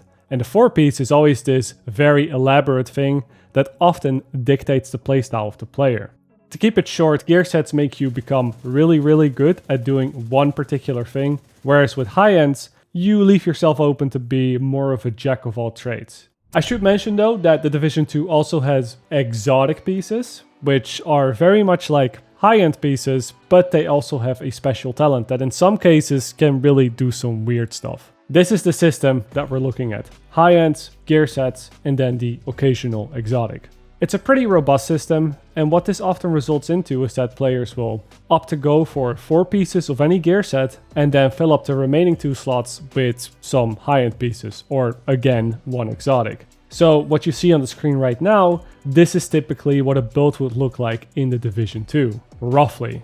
The thing that I really like here is that the developers over at Massive have recognized that with Gear 2.0, this is likely how builds would look like. And they've decided to add another twist on top of all of this to make build crafting even more interesting. This twist comes in the form of special talents that can only be found on the backpacks and the chest pieces in this game. In the case of high-end gear, these talents could be anything really. Again, there is a whole list and I'm not going to talk about each one individually, but just know that these are generally speaking pretty strong and universally fit into a lot of different builds. However, the gear sets, those backpacks and those chest pieces also come with talents. Except the talents that they come with depends on the gear set. They're going to be the same every time, if you look at the same gear set at least, and these special talents always amplify the 4-piece bonus in some way or another. Now what this does is that it makes players choose. It forces them to think about how much they really want to play into the playstyle of the gear set that they're using. If they would want to go all in, well then you simply need to equip the backpack and the chest piece version of that gear set and then end up with 2 random high-end pieces in other slots. However, if you think that putting maybe all your eggs into one basket isn't the best play for the type of activity you're doing, then you can swap out the backpack or the chest piece or both. Still run with the base 4-piece bonus because you have 4 pieces of the gear set equipped, and then you can match it with 2 of those more generally strong, universally fitting talents from the high-end gear. In a way, this takes the best part of the classified gear sets in the Division 1, which is really strong gear sets and really going all in with a certain power fantasy, but it does it in a way where we don't have to equip 6 pieces of just one gear set to make it happen, which kind of killed build diversity a little bit back then. And this is the core of what makes the Division 2 build crafting fun, I think, at least. There's of course more to it, to make matters more complicated. Like you have your bonuses from specializations, you have your expertise, your watch, you have all that stuff. But I promise to keep it simple, at least for now. So we're just gonna look at that stuff later on. And to be honest with you, most of those things that I just mentioned, they're just extras. Mostly additional bonuses on top, but it isn't where the big choices are made. The gear is ultimately the real meat of the game, and the rest around it, the specializations and all that stuff, that is just the seasoning. And luckily for everybody, there's a lot of meat here. Do not underestimate what 5 years of, albeit slow burn development time, but still 5 years of development time can do for a game. Because although after Warlords of New York the developers did not get the green light for a new major expansion, they were still able to release minor content updates with the seasonal model. And these seasons, they almost always came with, well, you guessed it, a new gear set. So yeah, we have 17 right now at the time of writing, I think. Maybe 18. By the time this video comes out, definitely 18, and I'm sure we'll hit that 20 mark before the end of this year too. You've got your good old assault rifle DPS builds, which is what I've mostly been using. There's your sniper builds, there's healer builds, there's dedicated crowd control builds, which I don't think we ever had those really in the Division 1. And there are builds that spread status effects to any enemy in the vicinity, which means that you can just set a whole room on fire just like that and have all the enemies die without you even shooting them. And I know what you're thinking right now, oh, these are just some gimmick builds that are only useful in very specific cases, but that's not really true. A lot of these builds truly are just the best option for a lot of content in the game. Just as viable as the good old assault rifle DPS build. Again, this is why a lot of players playing today continue to do so. It is to experience these different playstyles and to see where different builds would work better, where they maybe don't work all that well. It is simply to experiment with these type of things. So yes, I have a lot of praise for the gear and the builds in the Division 2, which I think is deserved. It is a pretty robust system, but also it is not a perfect system. Yes, even here there is going to be a catch in this video, because once we really get down to business, to the end game business, and start to optimize our builds to the point where only really the best is acceptable, some issues definitely start to arise. And before you start rolling your eyes, no, I'm not just talking about X gear set being better than Y gear set. Because truly, in games like these, there's always going to be stuff that is stronger than the other gear. That is not only unavoidable, but also completely fine. So long as the differences aren't too large, I don't think that every gear set needs to be equally strong in every situation. That would almost be pretty boring, right? So no, that's not what I'm getting at. Instead, what I want to look at are some more fundamental issues when it comes to how you make builds in The Division 2, and how that might negatively affect gameplay at the very end game. So let's rewind a bit. Let's go back to looking at those core attributes that we talked about. The weapon damage, the armor, and the skill tier. And these things have been a part of the franchise since The Division 1, mind you. It's just that back then they had a different name, which was firearms, stamina, and electronics. And my opinion for a very long time has been that this system just doesn't work very well in combination with the gear sets. Mostly because, well, again, gear sets heavily force you into one particular playstyle. You get really good at doing one specific thing, which means that, yeah, when it comes down to how you build your character, how you're going to distribute those core attributes, it is very likely that it's going to heavily sway one way or the other as well. With Striker, for example, well, it's a set centered around dealing damage. It increases your weapon damage by a certain percentage for every shot that you land. So although, yeah, you could technically choose to still invest all your stuff into skill tier when running Striker, a lot of people would probably argue that it is a better idea in 9 out of 10 cases to make sure that the base damage on your weapon is much higher to begin with and that you get a lot of critical hit damage and that sort of stuff. And the opposite is very much true for Eclipse Protocol, a gear set that's also very good at dealing damage, but does so through your skills because it spreads the effects of those to other enemies around you.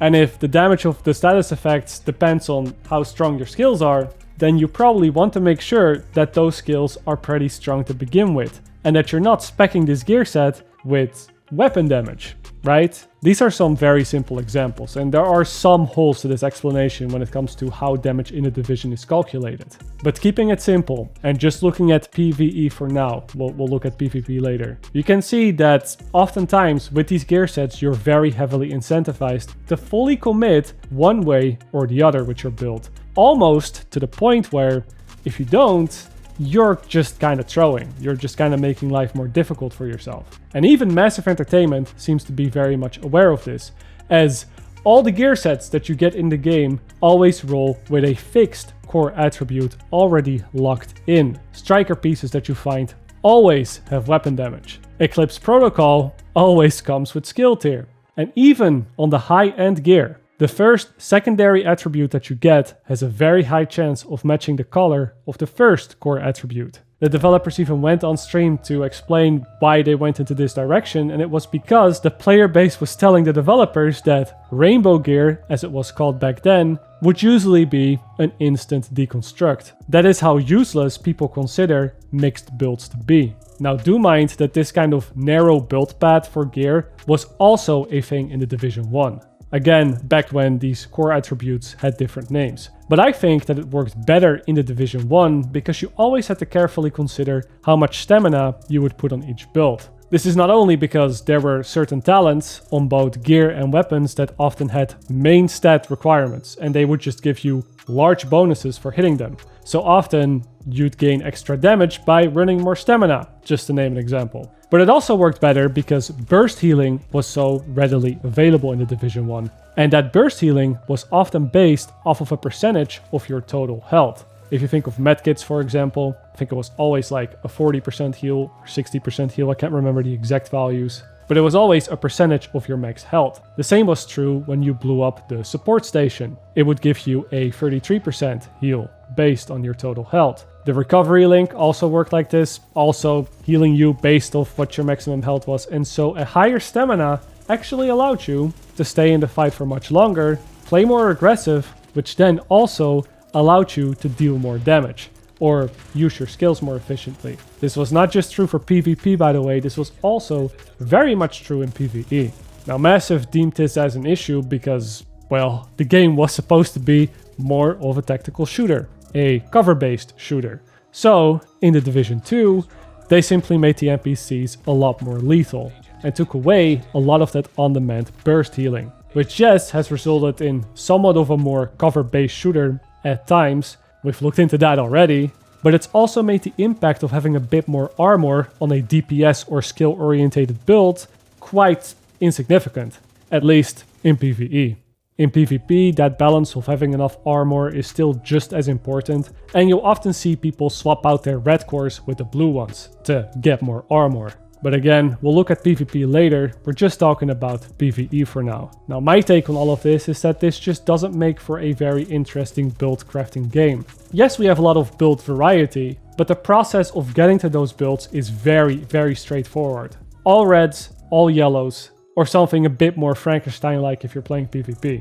And that's the end of it. And I think that that is a bit of a problem, especially when you look at a game that is supposed to have a lot of depth to its builds. But what I think is far more alarming are the negative consequences that it has for the moment-to-moment gameplay. You see, I am of the opinion that most games out there, most games that you play today, they're at their best when players get to utilize every part of the sandbox at all times. Think again of The Division 1. A lot of players agree that patch 1.6 and patch 1.7, those updates were probably where the gameplay was at its best. Not for the build crafting per se, not for the builds, but I'm just talking about the moment-to-moment gameplay. Now why is that, you might ask? Well, it was because stamina was nerfed so badly that season because Massive didn't like how tanky players were, which then meant that everybody had to go and change their builds to have 0 stamina because it was a dead stat. But players still needed to survive. Yes, we could drop everything into firearms and NPCs would die pretty fast, but that wasn't really a viable thing for the Dark Zone. You don't really want to run around and get killed by a player that shoots 3 bullets at you. The solution was for everybody with a damage-based build to also run a lot of electronics, because that allowed us to get a heal that would heal us all the way to max health and then some, which would then replace the need for stamina. The result of this was that suddenly everybody had access to the full sandbox of the game. Everybody had powerful skills, everybody had a powerful gun, nobody was overly tanky, and this resulted in the gameplay being a lot more dynamic. Skills became an integral part of DPS builds, and skill builds became more than just sitting behind cover with a seeker mine, or running around like a headless chicken trying to one-shot people with a sticky bomb. Guys like you ruin the game, man. If you can't win fair, then don't play. Everybody is using the RPM glitch and everything. Oh, you're cheating, man. Look at that, you're still alive. Oh! Cheat, man. I didn't shoot and I killed you, you see? It's cheat. If you can't win, don't play. I remember that my Dark Zone DPS build, my solo build, had talents on my weapons which reduced skill cooldowns. Can you imagine that being the case in the Division 2? I'm sure you can, but I'm sure you can also see how that would never really work too well. Because by far the best builds in the Division 2, again, push you to very heavily spec into one thing and one thing only, which means that you also end up neglecting essentially half of the player sandbox. And that then means that the gameplay isn't as dynamic as it could be. For DPS players, skills are usually just an afterthought. You know, you've got your shield to maybe cheese some content. Maybe you play the Revive Hive because it allows you to play more ballsy. Or maybe you put down the decoy because the decoy works the same way with high skill power as it does with low skill power. That's usually the extent of how much thought is put into skills on DPS builds. And for skill builds, it's the opposite. You pick one weapon that has that one talent that allows you to boost your skills a little bit, and that's it. This is also another reason of why I think that the Division 2 plays better during the campaign. You can't really make builds during the campaign, but it also means that both your weapons and your skills are useful. That's why in a lot of this footage when I went through the campaign, you see me play with the Striker drone. Universally acclaimed to be one of the most useless skills at the endgame in the Division 2. But in the campaign it's actually pretty good to have. It's useful. And when both your skills and your weapon are useful at the same time, it creates a gameplay loop that is a lot more engaging to the player. Now this is all, of course, a very difficult problem to solve. And it is one that Massive has already tried to solve once. Remember, what we're looking at today, here on the screen right now, it is Gear 2.0. Which also means that at some point there was a Gear 1.0, which is the gear that we had at launch. This gear did not have core attributes or secondary attributes. It was gear where Massive just kind of let us get every stat on every gear, just YOLO all the way, let players mix and match everything together. Allow them to have both weapon damage and armor, and then also skill power all on the same item. Now, obviously this didn't work out too well, because not only did this make it very difficult to grind for the best gear in the game, the gear that you would want to have, it also just made players stack the most universally strong stat rolls and ignore everything else. Everybody was just running around with weapon damage and armor and skill power, and none of the other things that you could put on the list. Also, if I remember right, there was this thing where items had a hidden budget, a stat roll budget, which meant that the more stats an item had, the less strong those stats would be overall. And that just meant that players would try to go for gear with as little stat rolls as possible. And so an even bigger part of the gear sandbox was ignored as a result. It was not a great system, which is why they changed it back to how it works right now, closer to how it worked in the Division 1. And although the system that we have right now is better, it still leaves us with the same issues that we had all those years ago. We have a gear system that is ultimately fun to use and fun to mess around with, but really limits what players can actually do with it once you start looking at what makes for a good build.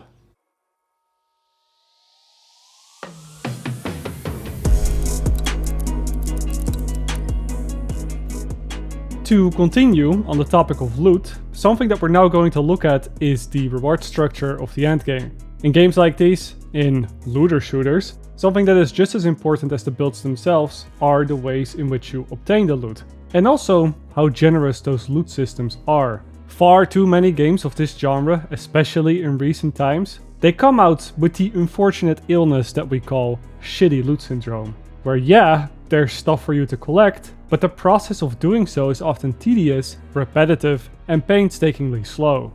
Being too stingy with the loot is a mortal sin that, yeah, the Division 1 especially, has also committed. At launch, that game was not at all rewarding players' time, which was one of the big reasons that players left just as quickly as they arrived. With the Division 2 though, the developers learned from their mistakes and took all the years of experimentation with the first game into the second one to make sure that if players would be leaving, it would not be because of a lack of loot. It all starts with a system that the developers call targeted loot. It's a term that I've mentioned a couple times throughout the video now, but I haven't really gone into it too much past the name drop. And that changes now. In the game, there are a few different implementations of the thing that we call targeted loot, but the main one that you'll interact with the most is the one that you can see on the big map. Every zone here, every mission and every activity has their own little logo tied to it, and that logo of course always represents a type of loot in the game. That could be a gear set, it could be a weapon type like assault rifles or submachine guns, or it could just be a type of high-end gear. And this map right here is the game basically telling you that if you do this or that activity, you will guaranteed receive this or that reward. Now the way that the game does this is pretty clever too, because it doesn't replace the usual loot drops. No, that would remove almost all the RNG from a looter shooter, and that's also not what we want, I think. Instead, that targeted loot always comes in the form of an extra drop. Almost every time that you find a high-end piece, whether that be from killing a boss in the open world, killing a boss at the end of a mission, or just completing an activity, you will get an additional piece in the form of that targeted loot. Now, an important thing about this system is that what area gives which piece of loot, all of that is not static. This map rotates the loot pool around every 24 hours, and this is what makes it so powerful at making sure that players aren't just playing the same activity over and over again, because that one mission happens to be 2 minutes shorter than all the others. I'm talking about you, Lincoln Memorial. Yes, this mission might be the fastest mission to farm for loot, if you wanted to go the route of replaying missions all over again, that is. But thanks to targeted loot, you're not always going to get the stuff that you're looking for. So then you can choose as the player. You can either wait 3 or 4 weeks for that one piece of loot you're looking for to become targeted, and then that will be your chance to grind the mission, or you can do the thing that most players opt to do, and that is to just go play something else instead, because it's likely that there's another activity giving you the loot you want today. Something that plays into this as well is that Massive encourages players to play on harder difficulties in a multitude of ways. Some are visible to the player, and some are not. The first one is obvious, and that is that the amount of loot drops are increased the higher that you set the difficulty of an activity.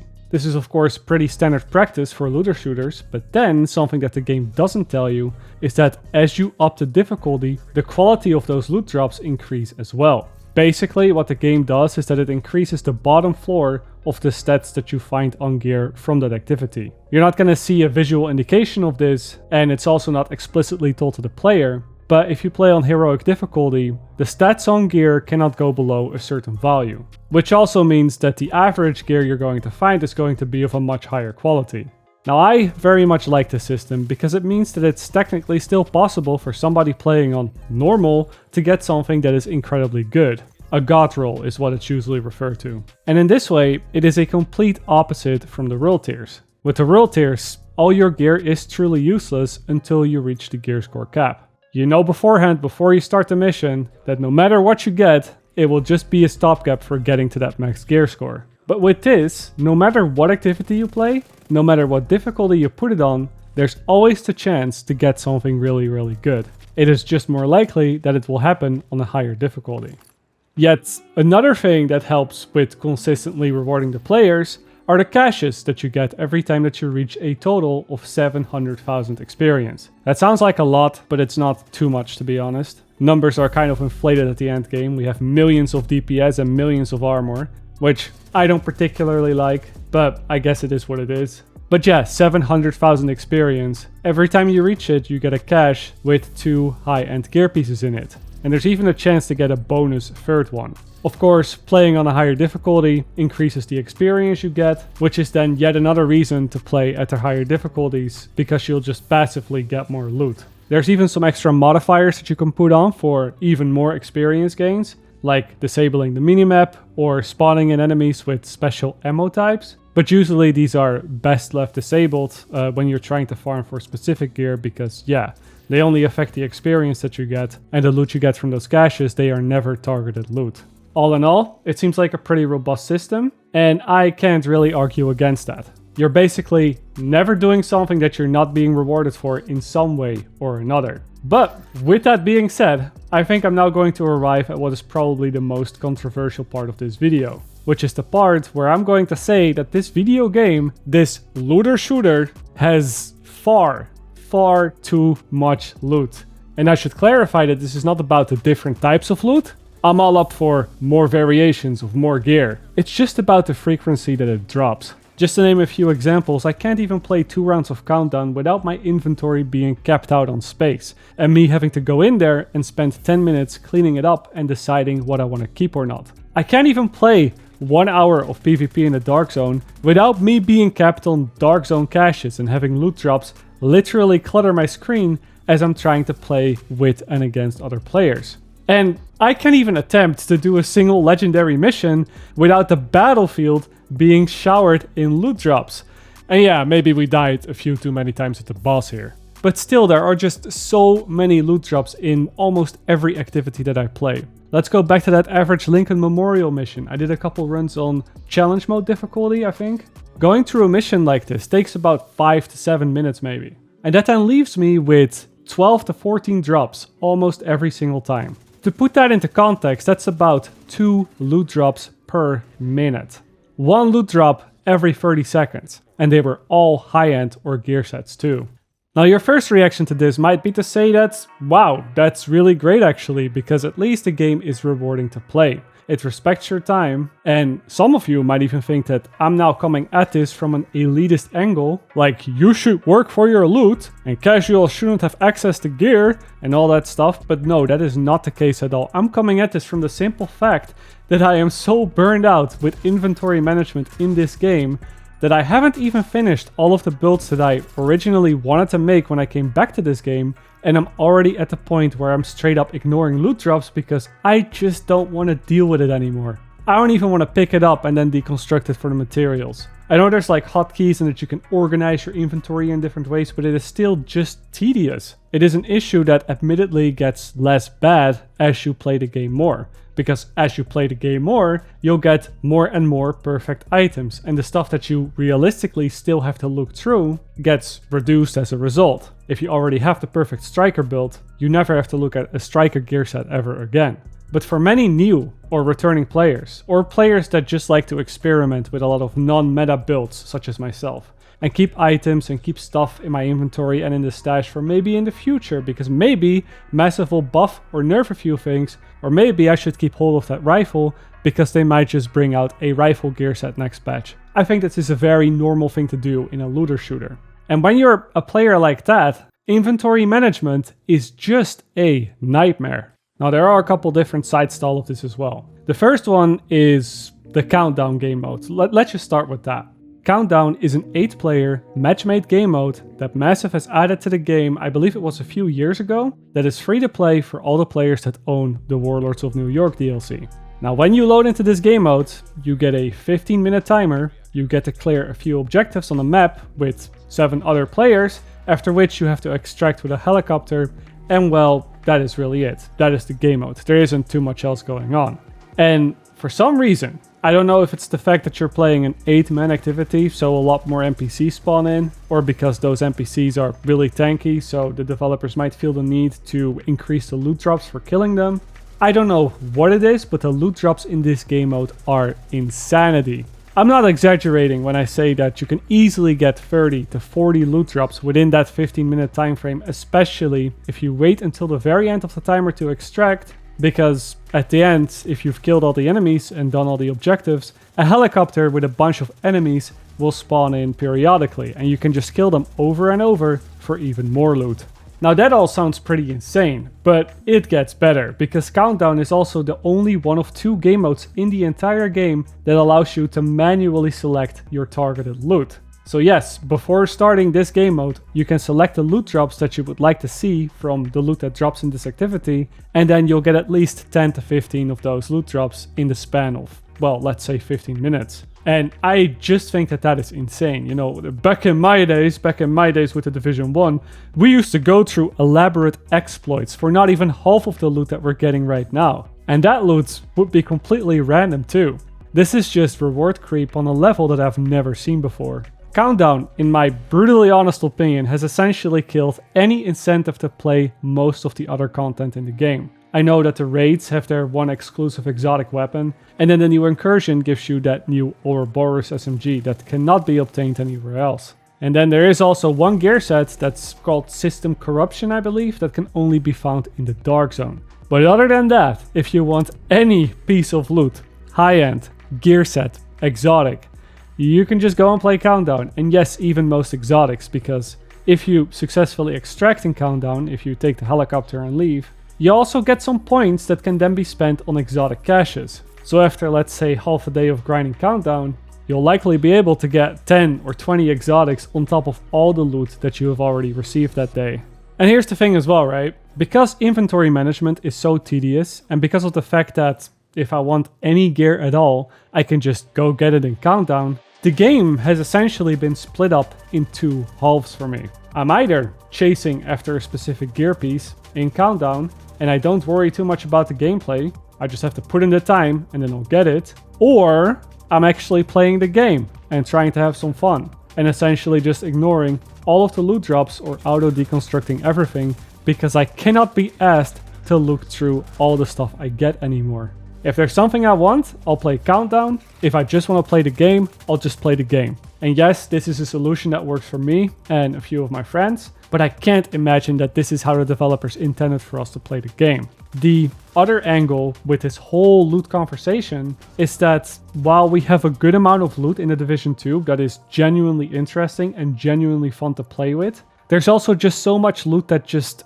isn't. And that might be a little bit of an unfair criticism, because what makes for interesting loot or gear is to a degree subjective. But what I mean when I say this is that, gear sets aside, a lot of the loot just doesn't really have a distinct identity, and a lot of it is just so similar to each other. Take the weapons for example. Yeah, we have snipers and shotguns and pistols, and all of those, they fill a more niche role within the sandbox, maybe a couple more specific builds. But as far as automatic weapons go, assault rifles, SMGs, LMGs, if we look at the non-exotic ones, well, they all pretty much do the same thing. They fill that sustained damage role. And every single one of these weapons, all of these different weapons in the game, they all roll with the exact same talents and the exact same bonus stat rolls. Which, again, you might say is great because it allows you to pick something that truly fits your playstyle. But in reality, it just means that most players are going to stick to one weapon and one weapon only, because statistically, that one has the best damage at most of the ranges, and we just ignore everything else in the game. This was even the case in the Division 1, mind you. If something wasn't the M4 or the LVOA, well, I personally just wouldn't use it because the damage output would not be optimal. Now, of course, the Division 2 has rotated through a bunch of different metas throughout its lifespan. I believe that at some point even the LMGs were meta because they had a slightly higher damage output, despite LMGs usually pushing NPCs to use cover more, which means you can't shoot them and thus actually lowers your damage. But no matter what meta we're currently living in, no matter what the meta is right now, with this type of weapon design, it is always going to result in a very one-dimensional meta. Because once people figure out the weapon that gives you the most damage, they will just gravitate towards that and ignore all the other guns in the game. And this is also why I really like the idea of named weapons in the Division 2. Named weapons basically take a weapon archetype that isn't super popular, and they come with an improved version of a weapon talent on it that you can only get on that specific weapon, which in some cases suddenly makes it worth it to run that weapon with more niche builds because its more powerful talent fits so well with those builds. And this is good, this is great even. It creates more build diversity, but more importantly, it also creates an identity for those weapons and gets people to use something that isn't just the most optimal thing according to a spreadsheet. Now, of course, not every named weapon in the game has been a smash hit, but you'd be surprised just how many endgame builds incorporate a named weapon just for the more powerful talent alone. I feel the same way about a lot of the brand sets as well, by the way, if we want to change the subject from weapons to gear again. And yes, I said brand sets, not gear sets. They're two different things, and I don't think I've properly mentioned or explained brand sets yet. But yeah, in short, every high-end gear piece always belongs to a certain brand. And depending on which brands they're from, you'll get extra bonuses for equipping those high-end pieces, just like that for free. It's very much similar to gear sets, although instead of a 2, 3, and 4 piece bonus, you get a 1, 2, and 3 piece bonus. Now, I think that brand sets, they were a nice addition to the game. At launch at least, because that's when we didn't have any gear sets yet. And also, we only had like 10 to 15 brand sets maybe. But now, 5 years later, we have nearly 30 of them. And they all offer slightly different, but also, in a lot of cases, very much the same bonuses as each other. Seriously, how many different combinations of 5% total armor or 10% weapon damage do we really need before we can say, okay, this is enough, the game has enough brand sets now? And how many of those brand sets are now always going to be suboptimal to run because a newer brand set or maybe one that's been reworked recently is just a better choice? And with a lot of these brand sets simply not being optimal, that also means that the chances of you getting an exciting random loot drop, not targeted but a random one, are that much smaller. Brand sets just unnecessarily segregate loot drops to a degree where if targeted loot didn't exist, this game would quite literally be unplayable. Your argument here would of course be that targeted loot does exist and it is integrated quite cleverly into every last part of this game, almost as a crutch that the whole in-game economy now permanently leans on. And that is true, but the problem with that is that even targeted loot is not perfect. For example, one issue that I have with targeted loot would be that it strips most gear and most weapons of the last bit of identity that it might have possibly had. Again, part of what makes loot interesting isn't just what special talents the weapon has or the gear has, or what you can do with it in very specific builds, but also where you get it from. Think back of when we talked about the Warlords of New York DLC, and how I said that each main mission that you beat gives you a new skill, but not before a final boss battle where each boss will use that specific skill against you first. I think that this was a nice touch, and a much better way of unlocking skills than going to the base and spending a few points that you've earned doing side content. With these boss battles and with these bosses using these skills against me, I now know where these skills come from. They have a bit of a story around it, a bit of an identity. And while this is certainly not possible to do with every piece of loot in the game, I think it is important that we try to apply this principle wherever it is possible. You can get this type of gear here, and then that type of gear there. And then because you get the gear from a certain place, it also has a certain look to it. Weapons that come from this or that place have specific talents based on that place. The Division 2 has this with a bunch of exotics, and again the one Dark Zone specific gear set, which does actually play into the whole fantasy of going rogue a bit by removing your nameplate when you use a medkit and that sort of stuff, glitching the system so to speak. But for the rest of the gear, you can just get it pretty much from any open world activity, and that just removes part of that loot identity. That is what we're losing with the system of targeted loot the way as it is in the game right now. Now the last area where I think the loot system really suffers is simply when it comes to the mods. The question that I would have for the developers is why? Why do we have gear mods? I remember that in the Division 1, a lot of players always complained about weapon mods because those jobs would just never be that exciting. And yet they would still be granted to the player as a reward for killing a boss or beating a mission. And that just kind of sucked. And then, in the Division 2, the developers actually listened to this feedback and made all the weapon mods in the game unlocks. You basically unlock them once through a blueprint, you craft them, and then they will always sit there in your inventory, and then you're able to apply them to as many weapons as you like. I think that this is great, because it means that they don't take any inventory space, and it means that this is just one less tedious thing to manage when you're looking through your loot. So, again, why is this not the case for both the gear and the skill mods? Is there anybody that gets excited about finding a gear or a skill mod, like, ever? I genuinely want to know, because I don't have the perfect mods by any stretch of the imagination, and I still wouldn't care if I did. They're just sitting here, cluttering up the loot pool and adding to the inventory management hell. I even think that Massive seems to be aware of this too, because they just recently have started to auto-deconstruct skill mods that you pick up if those skill mods are worse than the ones you already had. And that's a first in the franchise as far as I know, where the game actually starts deconstructing stuff for you without you having much of a say in it. So yeah, maybe in the future we'll just get rid of these completely.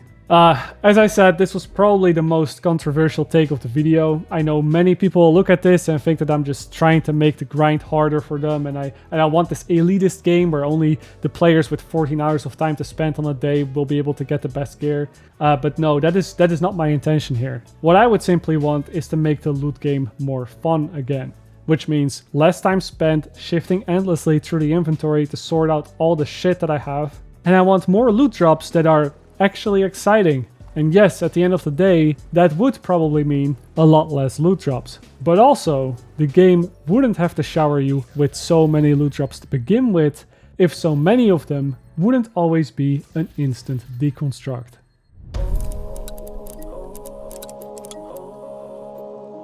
Now that we've taken a good look at the gear and the means of which you obtain it, it's finally time to talk about the little details. The so-called seasoning that I mentioned earlier for all the meat that we have.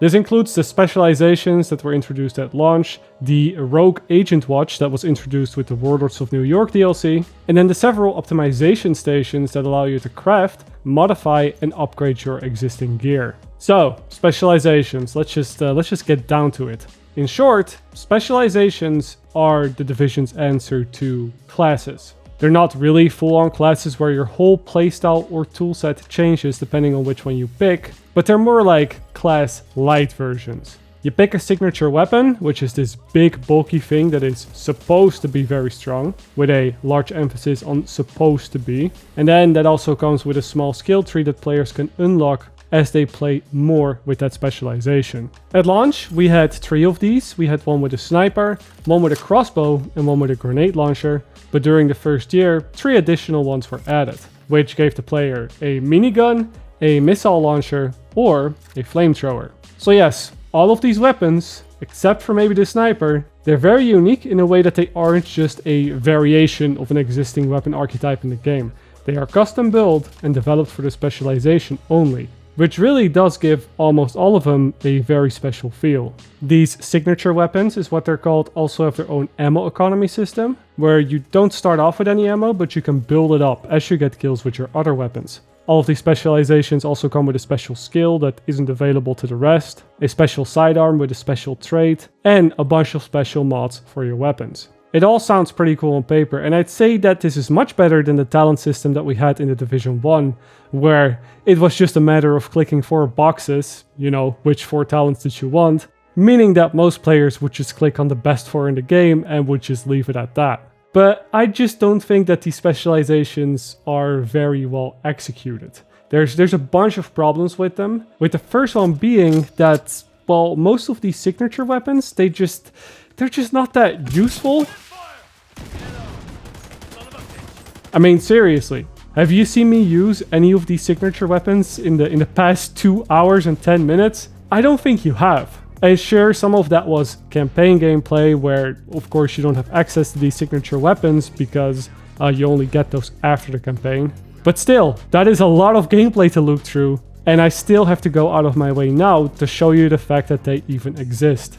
The problem with most of these isn't even that they lack damage either, or that they aren't fun to use. It is just that a lot of them have a really difficult time fitting in the current sandbox. Signature weapons are, well, they're weapons after all, right? Which means that they do weapon damage. And thus, they have to compete with all of the best builds out there that also focus on weapon damage. And as I explained earlier, most of the damage-orientated builds in the Division 2, they focus on either one of 2 things. You either focus on a very high sustained damage output with automatic weapons like LMGs at some point, but now we're using assault rifles or SMGs again, like in the Division 1.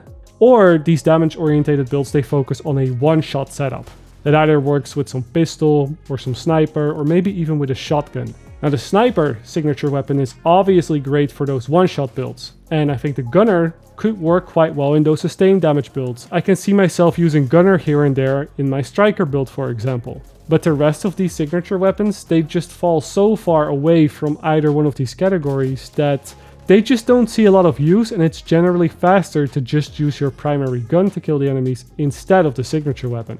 Take the crossbow, for example. It's cool in concept, you know, shooting out an explosive arrow to first do a big hit on impact and then have this explosion afterwards. But will it ever really be stronger or faster than hitting 30 million damage on the body with a sniper? Not really.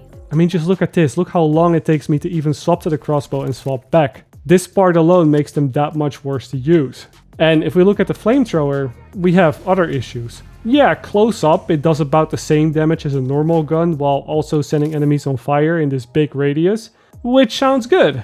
But also, I would have to get close to do this in the first place, which means putting myself at risk and spending time walking over to the enemies when I can kill them from range with my assault rifle way faster. It's a bit sad because I think that these signature weapons and the whole skill trees and all of the specializations, they are very underused. They're there and you need to equip them in builds to get very specific bonuses. But other than that, they don't really have any more of an impact on the game. Under that same notion, I also don't really understand the weapon-specific bonuses that you get from these trees. Like, you can choose here which weapon archetype you would like to see buffed. There's always 3 you can pick from. But you also always have 3 weapons in the division. So it's not really an impactful choice. You're just getting extra damage to all of your weapons for free. And I mention this now because it happens to be a good segue into the next part of the video, which is the rogue agent watch that you snatch from the bad guy, Aaron Keener, at the end of the Warlords of New York campaign. So yeah, let's talk about the watch. This thing right here, it was introduced 4 years ago, and its main functionality is to add levels that players can grind for after they have already reached max level. And the way that the game does this is by giving you a shade level that can be increased to infinity. But realistically, the main benefits of this stop after reaching level 1000. And yes, that is also the number that you've been seeing go up from 700 to 800 to 900 and now to 1000 in this video. I am now officially finally part of the 1000 club, having acquired a total of 700 million experience in the Division 2. And that might be a lot, maybe a bit too much. But just wait until you see the ridiculous numbers that some players in this game have amassed over the years.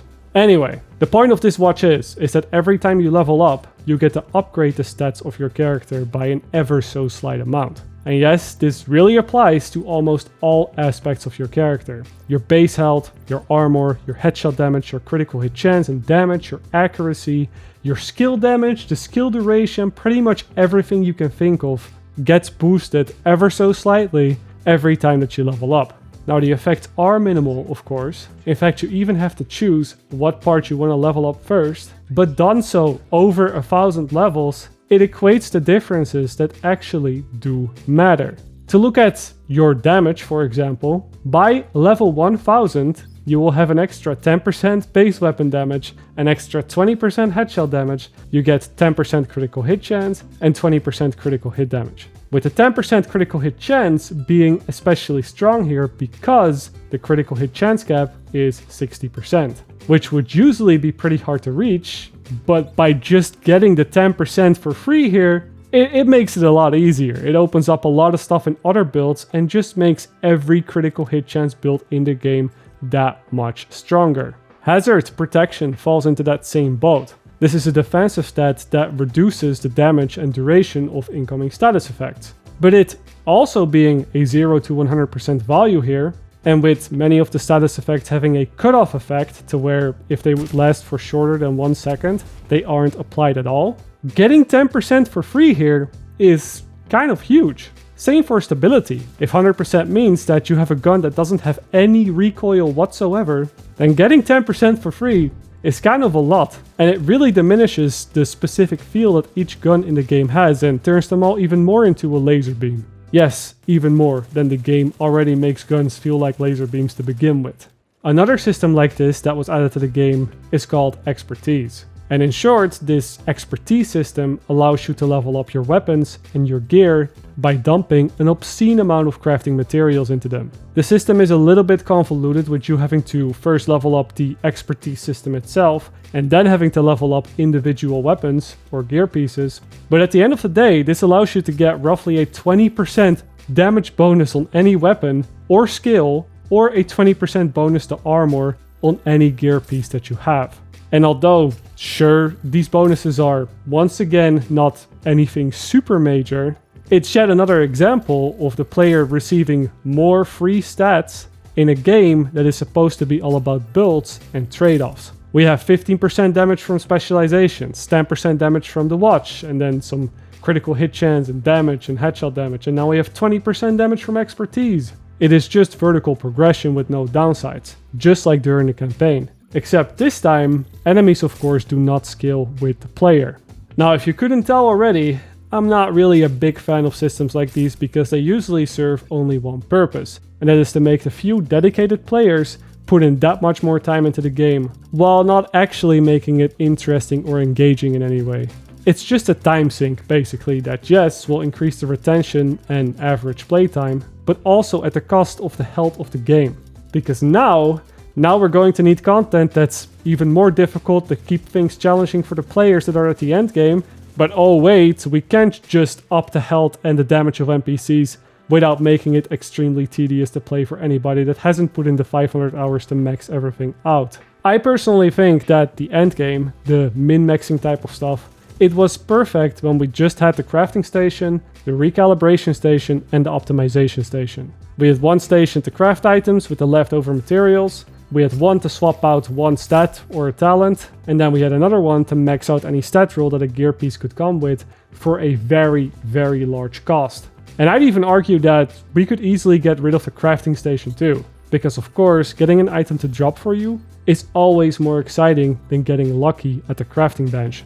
And that might also allow us to cut all of these different materials. I mean seriously, what is this? We have different materials for each brand set, gear set, and then for optimizing each gear slot separately. And then we have all this stuff. I get that, we needed a system like this at launch when the economy was a bit more simple, a bit more functional, when we had maybe 10 to 15 brand sets. But it's been 5 years, and clearly this system has not scaled up well. A game like this should not have more than 5, maybe 10 currencies. And that is already pushing it. This right here is just embarrassing.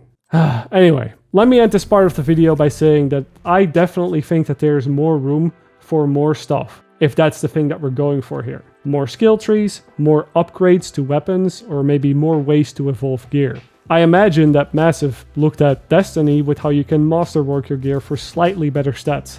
And maybe they thought that The Division could use something like that as well.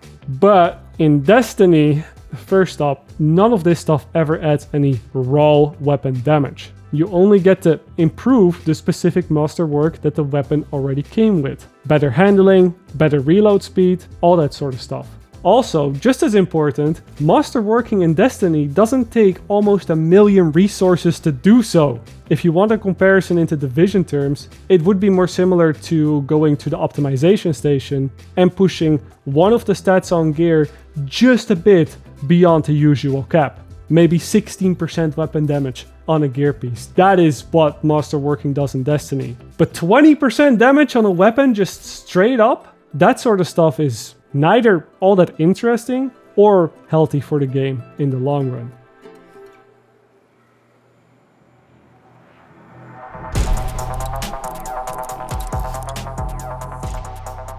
I have to admit that it saddens me a bit to create such a large video on the Division 2, only to talk about its supposed standout feature for such a short amount of time. You know, the Dark Zone. But the reality of it is that the Division 2 really is a PvE game first, and that it has some PvP sprinkled on top of it. This is the way that the game has been set up from the very start, and one look at the open world map should tell you as much. Where in the Division 1, the Dark Zone and its PvP was front and center of the experience, you almost couldn't avoid it even if you were to just play through the campaign. In the Division 2, however, the Dark Zones, as in multiple, they've been put aside to the outer corners of the open world map, as far out of sight as possible. If you think of the top-down view of the map, having that central Dark Zone breaks the flow of the player, right? Definitely. So it isn't ideal.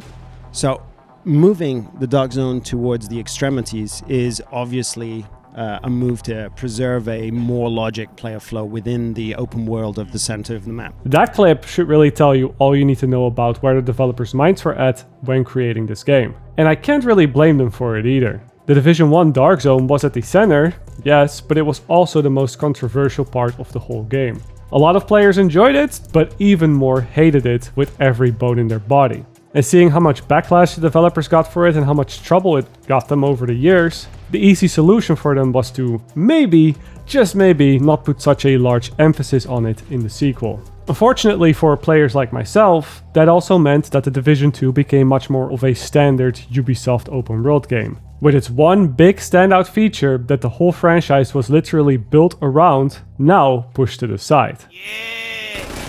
Sleepy is Deutschland, yeah. Motherfucker.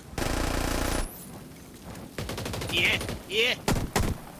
Ублюдок, мать твою! А ну иди сюда, говно собачье! Решил ко мне лезть?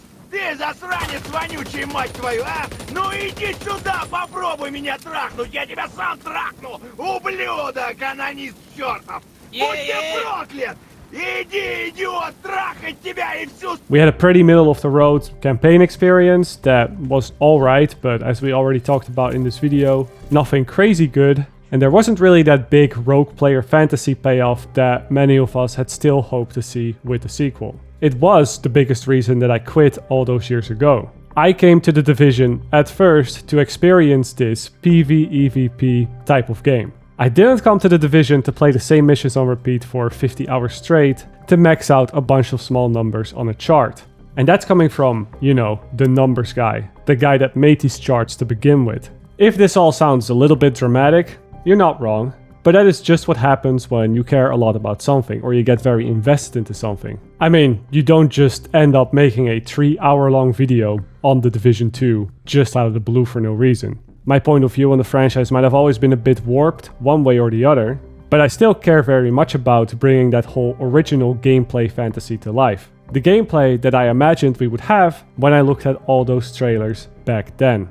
So, let's look at PvP and the Dark Zone in the Division 2. Why does most of this just not work as well? In my opinion, of course. And the first and most obvious point that I can think of, completely separated from even the Dark Zone as a concept, is that the core mechanics of the game just don't lend themselves particularly well to a good PvP experience. This is in part because, well, it's a third-person, cover-based shooter, which means that the game was designed about mostly being stationary and only moving between cover pieces. But as we've looked at in detail in this video already, and as anybody that has played any sort of PvP games would tell you, being stationary is almost always a death sentence when fighting other players. The reason that it sometimes works in PvE when the balance is set right is that while the AI might have some intelligence to them, they might try to flank you or they might try to flush you out of cover with grenades, they are never going to play like real players. They will never understand a win condition. If you get low in PvE, chances are that yes, you can just hop in cover and heal up and all will be fine. It's what allows a game that's built like this to even function in the first place. But in PvP, this obviously doesn't work because players, even the bad ones, are exceptionally good at understanding win conditions. Immediate medical assistance needed. Agent out of action. Agent vital signs. Change your name to MarcoStyle.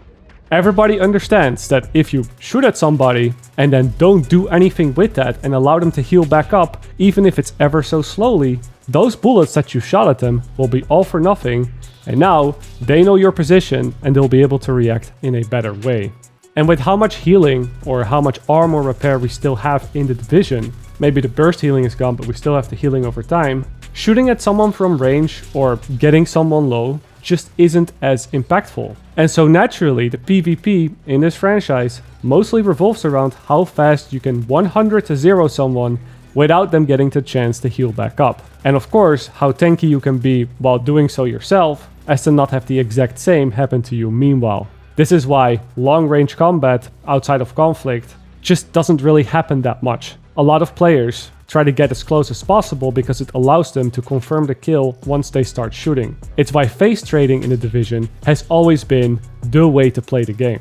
Beaming someone down before they can beam you down and confirming the kill. Here's the thing though. Yes, this type of playstyle has always been dominant for the franchise, even in the Division 1, but it worked better in the Division 1 with the Division 1 gameplay because in the Division 1, players had a lot of on-demand burst healing in the form of the medkit, the support station, the recovery link, or even the first aid skill. And all of that meant, when you're playing against someone good, you couldn't just 100 to 0 them, no matter how much damage you had, because players had a select amount of heals to recover from mistakes, get out of a bad spot, and turn fights around, which would then allow these fights to be a bit more dynamic. It could still look very goofy, with players just running around each other sometime, but there was some strategy to it, and there was a lot of playmaking potential. This is why players liked the PvP in the Division 1. Again, even if it looked a bit goofy. Now the developers over at Massive, they of course didn't really like this, because the Division was supposed to be a more tactical cover-based shooter. It's not supposed to be this game that's about trading cooldowns and seeing who ends out on top. It's not supposed to be played almost like a MOBA or an MMO. So the solution that the developers had was to take away a lot of the on-demand burst healing. And also make the time to kill quite a bit faster, so that the game plays more like a regular shooter with some RPG mechanics attached to it. Here's the thing though, because yes, we might have lost our medkits, we might have lost our first aids, we might have lost our playmaking tools and our ability to recover from bad positions, or the ability to just turn bad fights around, but that doesn't necessarily mean that the core of the gameplay was changed. We still have the RPG-like mechanics, which means that players can still heal up if you shoot them at range. They can still get revived at a distance for free. Poke damage still doesn't really have too much of an impact. And dare I say, the most important thing in PvP is still that ability to 100 to 0 someone as fast and aggressively as possible while staying as tanky as possible yourself.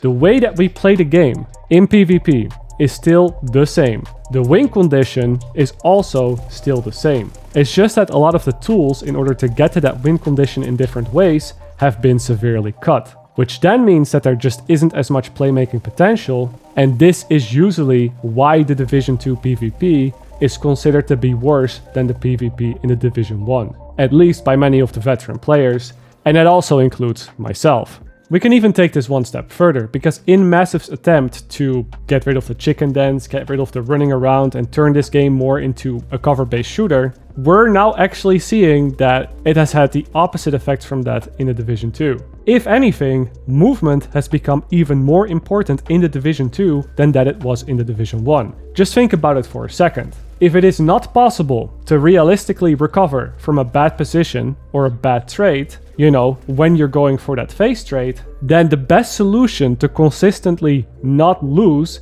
is to just not take that trade to begin with. This is why a lot of, well, better players at the game usually resort to just strafing left and right in fights when they see other players in the close vicinity. A lot of fight starts with players just kind of running left and right and not really shooting at you, even if those players are rogue. Because the thing is, aiming down sights makes you so stationary compared to moving around that it is almost a death sentence to do so unless you know for sure that it is impossible for the other player to shoot back at you. Once somebody is aiming down sights, it becomes very easy to hit them. However, if somebody is moving, it becomes almost impossible. And once you start taking a few bullets, even if you end up shooting first, that is a situation that you won't be able to recover from because the tools for doing so have simply been taken away. Yeah, there is that tactic, the whole shoot second win. Yeah, that's a very big thing. So what people do is they'll shoot a bullet, move, get the other guy to re-ADS, and then you do the dance where you're trying to bait the other guy, which again further rewards the whole I'm a dance around rather than, hey, let's commit to a fight. But only really in small fights and in maybe 1v1 situations where there's no other pressure around you.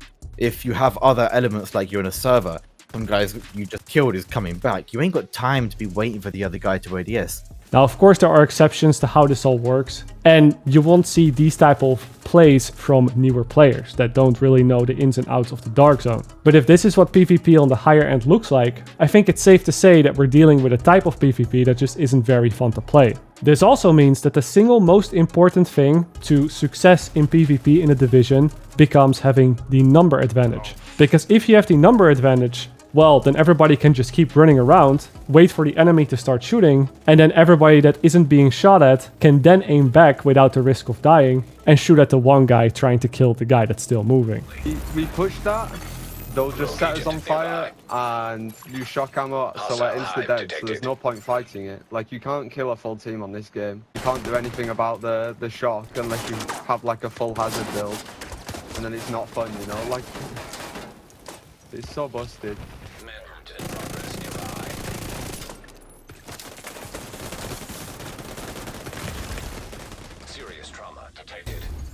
It just makes the whole PvP experience even worse, especially because there are so many cheese builds out there. There's some ridiculous stuff you can pull off, like a 2-tap pistol with a full-on shield, builds that put you on full blind and on fire 24/7. The current meta revolves around the Umbra gear set, which actually gives players 100% crit damage and 30% rate of fire for sitting in cover for 5 seconds, which is just obscenely strong. It's almost like the good old smart cover days, where yeah, at least people are using cover now, but again, it's not for the right reasons. It's not for the reason of self-preservation, but just because this one gear set gives you some ridiculous out-of-this-world damage buff. And a common strategy is even to inspect what builds rogue players have through the inspect feature that lets you check the builds of nearby players, which is usually a really cool feature to have, being able to check your friends' builds. But in the dark zone, it gets used a lot to specifically counter whatever someone else is using at the time. It has cheapened the gameplay to a point where, well, everybody's just always complaining about each other's builds, no matter what build you use it or how poorly you use it. Don't use Regulus, man. Marco, don't use, your team do not use Regulus. It's broken weapon. What you are using that? Everybody is just permanently mad in this game. You're fucking trash, man. Imagine you to run that. Yeah, real proud of yourself. That's the worst build, man. Because how are you supposed to have fun in PvP like this? It is just a complete mess.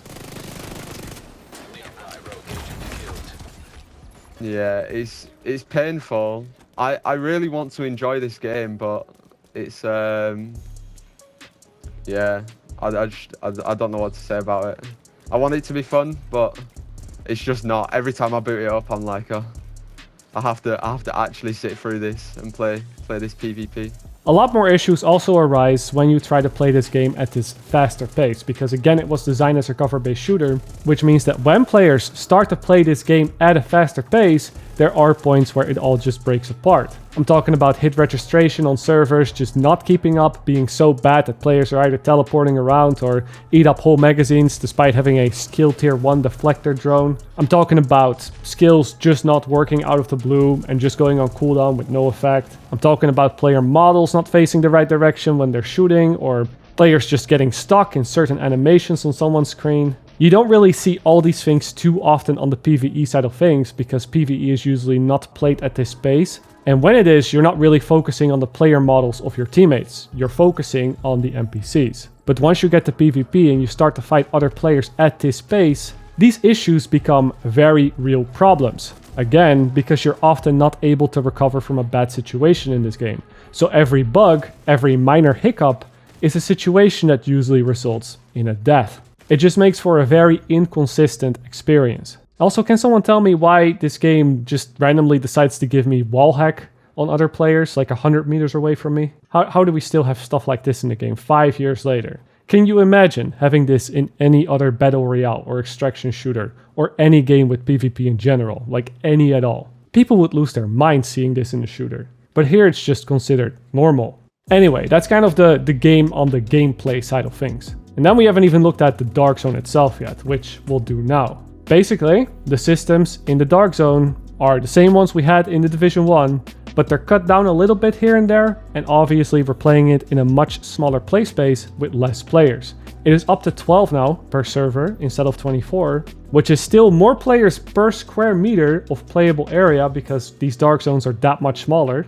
But an important detail here that you can't forget is that the squad size in the Division 2 is still as large as 4. So if you're playing in a team of 4 players, or even 3, in a perfect world you'd be seeing up to 2 other squads as well. But because we don't live in a perfect world, as you might have experienced yourself as well if you've ever gone into the Dark Zone in the Division 2, a lot of the times these Dark Zones just feel very empty, because 12 players per server is just not that much.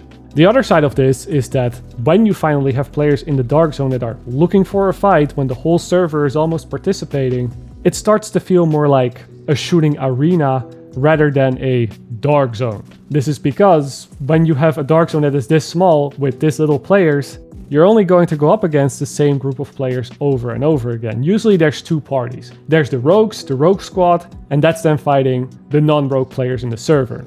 And those non-rogues, that can be a group of 4, but usually it's just, a duo here and then a solo guy there and then maybe 2 other players as well, with the odd farmer just sitting in the background. These type of situations are of course considered a bit more fair when you put them up against the situations we might see in a Division 1, where we could literally have just 4 players versus the entire server.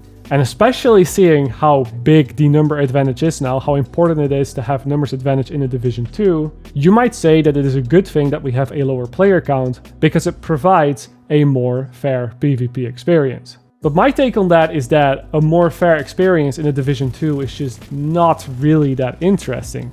In any case, it just feels like a weird game of conflict every time I have a fight in the Dark Zone. Conflict is of course the Division 2's proper PvP game mode, where you play 4 versus 4 skirmish, deathmatch or domination or those type of game modes in a set map, in an arena. And my opinion on conflict has also always been that it's okay as a game mode, it is alright, but the core gameplay of the Division 2, again, just doesn't lend itself too well to that great of a PvP experience. If I want to play a fair, symmetrical, team-based player versus player experience, there are many other games out there. CSGO, Valorant, Halo Infinite, pick your poison, I don't care what it is. You can go play those games instead of the Division 2 and you will probably have a much better experience. And although I of course haven't spent as much time with these games as I have with the Division 2, I've played those type of games enough to recognize what makes for an enjoyable and competent, reliable PvP experience and what simply doesn't. In short, normal PvP, standard PvP in the Division 2 is just not that interesting. And so to have the PvP in the Dark Zone feel more like conflict, that is not a good thing. I think most players playing the PvP in the Division, and especially in the Division 1, they play it specifically for that asymmetry. They play it for the more unique aspects of the Dark Zone. There's 2 groups fighting each other here, and then the third one is coming in from the north, and someone just extracted on the other side of the Dark Zone, and there's another manhunt there as well, and their buy-off station is actually pretty close to us, and there's contamination levels going up, so we can't really go into the underground. All of that has basically been stripped away from the Dark Zone in the Division 2 in order to make the experience more fair. But with that, they've also just made the experience a lot more boring.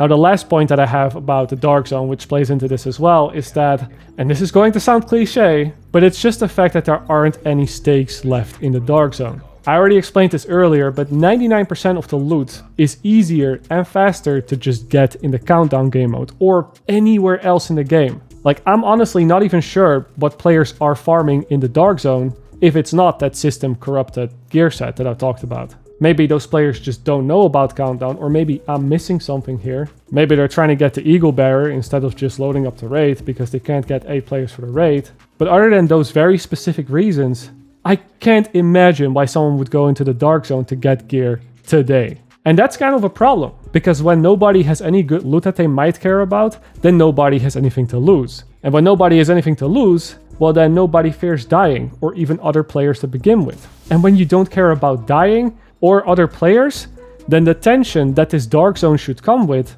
is lost. And so the whole gameplay loop just doesn't work here. A Dark Zone without stakes fundamentally just doesn't work. The obvious solution for this that many players have brought up over the years is to make the Dark Zone more rewarding again, and make farming loot in the Dark Zone the absolute fastest way to farm loot. It's supposed to be high risk, high reward. But I don't really agree with that, because we tried that in the Division 1, which always worked for a little bit, but it was never a good long-term solution. It was just always going to push more players into the Dark Zone that didn't want to be there, but they felt they had to be there just because the game gives them 3 times the loot drops when they go in there. Again, this game is all about being efficient. And then on the other side, you're always going to have those players out there that just do not care about the loot no matter what it is, because they already have everything and they just want to kill other players. So what do we do here? Well, we could try to make it more difficult for those end game level players to just run over the rest of the server, but that's how we ended up with the Division 2. That's how we ended up with turrets at the checkpoint, a 3-second long rogue toggle timer in the normal Dark Zone, and a plethora of other anti-bully mechanics, like, I don't know, a giant alarm sound when somebody leaves your team in the Dark Zone because he might try to go rogue on you. Is this a bug?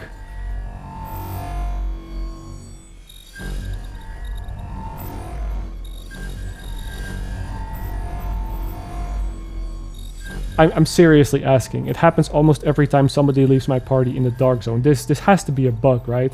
We are not at the point now where we have anti-bully alarms in the Dark Zone. Like, please tell me this is not a thing. So yeah, we tried that with the Division 2. And I don't think it really works because, while yeah, it does make killing other players a bit more tedious, it doesn't actually protect any new players because there will always be ways around the systems and ways to make sure that others are still not having a good time. Trust me how far other players are willing to go in order to still do the thing they were doing before. A turret or a 3-second rogue timer isn't going to change much. What this actually results into is that the same players that previously didn't want to go into the Dark Zone are still not going to go into the Dark Zone.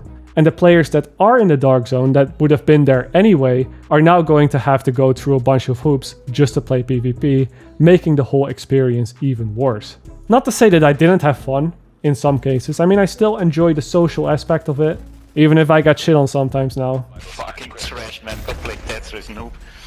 Because yes, I'm washed, obviously, after 5 years. But I also just can't get myself to push through and really get invested in it again, because so much of the general gameplay, so much of the Dark Zone design here just isn't clicking with me. And no instant armor kit that gives you 25% armor is going to change that really, no matter how much I wanted it to.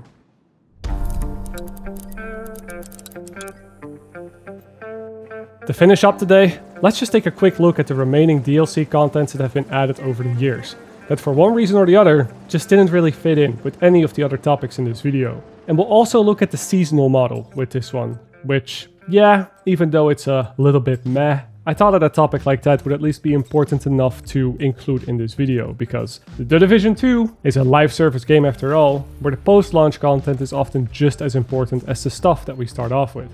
Also, for the purposes of this video, I'm not going to count in the Tidal Basin update or the first raid. We'll talk a little bit about raiding at the end, but really both Tidal Basin and Operation Dark Hours is what I consider to be base game content, despite their access being time-gated at launch. So for now, let's go back to the Year 1 DLC. We'll go back to a time before we even had such a thing as seasons. New story, new areas to explore, and new activities. Episodes is what the DLC was called back then, and we had 3 of them, 1 for every quarter of the year, to keep the player base warm until the big yearly DLC. In short, each of these episodes takes the players to a different location, a location outside of Washington DC, which you'll head over to by helicopter, and once you're there you'll be able to play through a few different missions. And yes, these are the same type of missions that players experienced during the campaign. The first episode focuses heavily on overgrown areas such as the Manning National Zoo. The second episode then takes players to the Pentagon, and the last episode takes the players to Coney Island, which is of course set in New York and is supposed to be kind of the prequel to the big DLC. Now, I want to stress here that each and every one of these missions, on all of these episodes, they were of an outstanding quality. They were all visually distinct and they're very pleasing to go through for the very first time. They had a good amount of enemy variety and they had big set piece moments like this big bridge just collapsing in front of you at the start of Camp White Oak.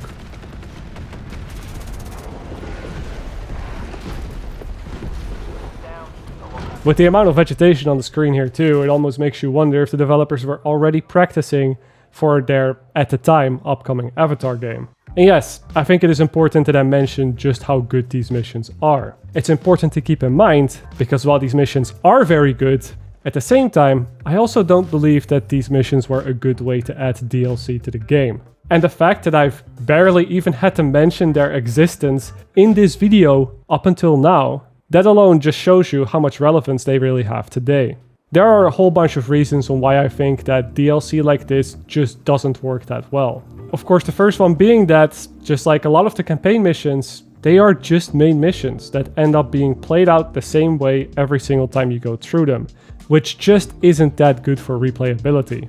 Would I come back to these missions every now and then if they happen to have the right targeted loot for one day, if Countdown didn't exist, if there weren't other things to play, then yeah, maybe, probably. And that was the case at launch because we did not have Countdown all those years ago. But I wouldn't really be any more enthusiastic to go through these than maybe another run of Lincoln Memorial, even if they have a bunch of set piece moments, and even if they look that good. The second reason that I don't really like these DLC packs or episodes, and this was an issue that I had with the DLC in the Division 1 as well, is that they don't really make use of the open world map all that well, or in this case, at all. I've already talked to a great extent in this video how the seamless open world is one of this game's standout features, with all the positives and negatives that come with that. And I feel like building those DLCs as separate missions that you can start through the map only, it just doesn't fit that well. To name another example, I was super disappointed when I learned all the way back in the Division 1 days that the Underground DLC, it wouldn't actually allow us to go underground in the open world map and have stuff to do there. I was disappointed when I learned that it was just this separate game mode that we could only really launch into from the map. Now, I don't think that the Underground DLC in itself was bad. There was some fun to be had there. There were some gear sets to get that were pretty unique at the time. And especially since that DLC was paid, it had to be something separate. It would be weird if they added stuff to the open world and then there would just be this invisible barrier or gate preventing players who hadn't paid the price from going down there. But the DLC in the Division 2... all of these episodes will be completely free for everyone. So every DLC could have easily built on top of the open world that we already had, instead of just being this separate thing that we can just select from the map. And I think had they done that, it would have been much more exciting, but it also would have made that DLC more relevant later down the road. Because players are still doing control points, players are still doing stuff in the open world today, in which case that DLC could have served as a nice addition to that experience. The other thing that Massive also does a lot of the times when they introduce these new missions on these new locations is that they force everybody to play through them on story mode. You know, at the start of every mission, you can select the difficulty. There's normal, there's hard, there's challenge mode, there's heroic, and sometimes there's even legendary. But then there's also story mode, which is just normal difficulty, but with some dialogue and some buttons to press added in. There's a good reason for this, of course, which is that Massive doesn't want to have all the optional dialogue and those random buttons to press when players have to replay the missions over and over. So they only add those in the story mode difficulty, which is on by default every time you play through it for the first time. It makes the process of replaying the missions later on less tedious. I mean, nobody likes to be slowed down by the game itself due to some weird mechanic when you could in theory go faster. So I do get it, but forcing players to play through story mode the first time they go through these missions, that also means that every time you go through a mission for the very first time, they are incredibly easy because it's just normal difficulty. And in this video, we have also already talked at length about difficulty and how, especially in The Division, that greatly affects how enjoyable the game is to play. I mean, even in Destiny, the standout reason that their new DLC model is so well received and so well liked is because of the Legend campaign, which makes the first time through a challenge, and thus it makes it memorable. You take that challenge away, you're not only taking away the cover-based shooting in the case of The Division, but the whole experience also just falls flat. It's almost like watching a walkthrough on a mission on YouTube before actually playing it yourself. You go through it on story mode where you'll see all the surprises, but none of it actually matters because the game is so easy. And then the second time you go through it, yeah, you can put it on heroic, but you already know everything that's to come. So yes, the missions themselves, they might be good, but put into the context of what this DLC could have been, and the way that it's been delivered to the players, it just leaves so much to be desired. I have a feeling that Massive might already know about all of this though, because, well, they haven't really released any more missions after releasing Warlords of New York. That might be because they have less manpower now, but for the DLC released afterwards, Massive has mostly resided to just different game modes. And the trifecta that we have today is Countdown, which I've already mentioned more times than I can count in this video. And then we have the Descent and the Summit as well, which work in a similar way to each other, yet slightly different. So let's talk about those. The Summit is basically a floor clear game mode. You start at floor 1 of this giant skyscraper, and you have to work your way all the way up to floor 100. Of course, by killing the enemies in each room. The experience itself is somewhat random in the sense that the layout of each floor changes every time you play through it, and so do the enemies. If you manage to get to floor 100, then you'll have to go through an extra difficult fight against hunters, after which you'll be able to fly back to DC with a helicopter. Don't worry though, there are regular checkpoints here, and you can just quit out at any time that you want and continue at a later date. The Descent is, again, very similar to this, but it doesn't take place in a giant skyscraper. It takes place in a simulation.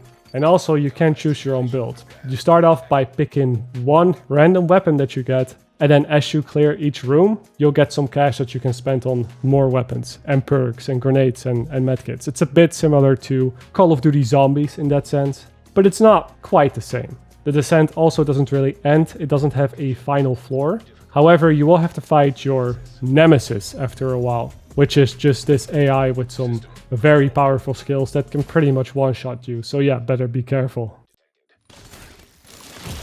Hostile Stinger Hive detected. Serious trauma detected.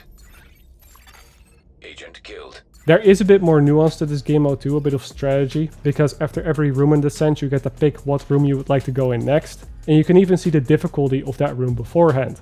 Of course, the easier the rooms are, the faster your nemesis meter will build up, so this is the game's way of encouraging you to not just take the easy rooms, unless of course you want to fight the nemesis, in which case go right ahead and put it on easy. And Descent also gets more difficult over time, unlike the Summit, where you can just set the difficulty that you wish to play on and there isn't really that ramp up. Overall, I think these game modes are definitely better for replayability than the story missions, but also they're still just game modes and they don't really do anything too unique, and they don't really take advantage of any of the standout features that the game has. It's just an alright experience, and I think especially in the Descent, there is just so much downtime between you going into new rooms, purchasing a new perk, waiting for the NPCs to spawn, and then killing all of them in less than 20 seconds. I do understand that the Descent and Summit were both created at a time when the team wasn't really all that large. So I can't really blame them for just adding some extra game modes, because something is always better than nothing.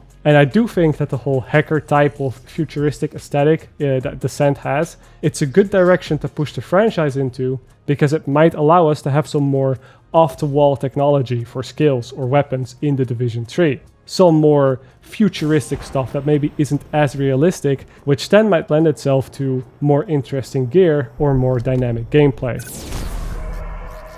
Last up for our content, we have of course the raids and the one incursion that we can now play in The Division 2. with the incursion only being added very recently. It was added in October of last year, which was also the reason that I came back to check out this game again. So hey, if you ever want to prove that new content actually has a chance to bring players back, here's your proof, pretty much. For those that aren't aware, incursions were a big thing in the Division 1, where we of course did not have raids yet, and I'd say incursions are most comparable to dungeons in Destiny 2.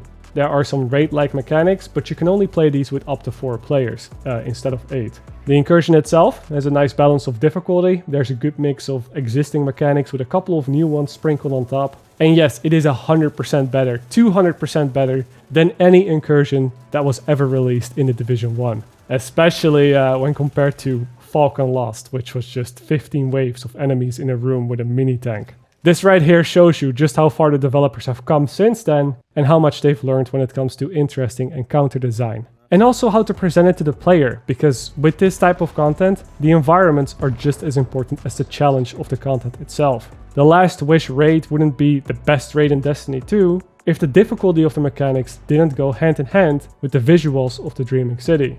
Incursions definitely work better for the game this late in its life cycle too. I've noticed that getting raids going in the Division 2 is a bit difficult due to the lack of a matchmaking system and a lack of players actually willing to raid. I was lucky enough to get in contact with a bunch of world record speedrunners that still play this game very regularly, that were also kind enough to do a few runs of the Iron Horse raid with me, which is also how I originally got my Regulus a few months ago. This is the YouTube channel of Hutchler, that's one of the guys. He mentioned that he pretty much carries players through this raid all day. He really enjoys it when there's 7 new players especially, so yeah, just go send him a bunch of DMs on his YouTube. I'm kidding, don't do it. I understand that the experience I had is probably not going to be the experience that the average player will have. Ultimately, the problem with the raids in the Division 2 is that they are just too difficult for the average group of players. Destiny has somewhat managed to solve this issue by simply adding a contest mode to raids when they release, which makes these raids very difficult. About as difficult as you want them to be. But that contest mode is then removed after the first 48 hours, after the top players have cleared it, so that a more casual audience can enjoy the raids as well. The Division 2 has something similar in the form of the Discovery Mode raid, where you can do the raid with some reduced mechanics and some weaker enemies. But I don't think that this was ever really a smash hit. Mostly because you don't get as much rewards, you can't get the raid exclusive exotics, and also you still don't really learn the mechanics, because, well, a lot of the mechanics are taken out to make these raids easier. Agent left your raid group.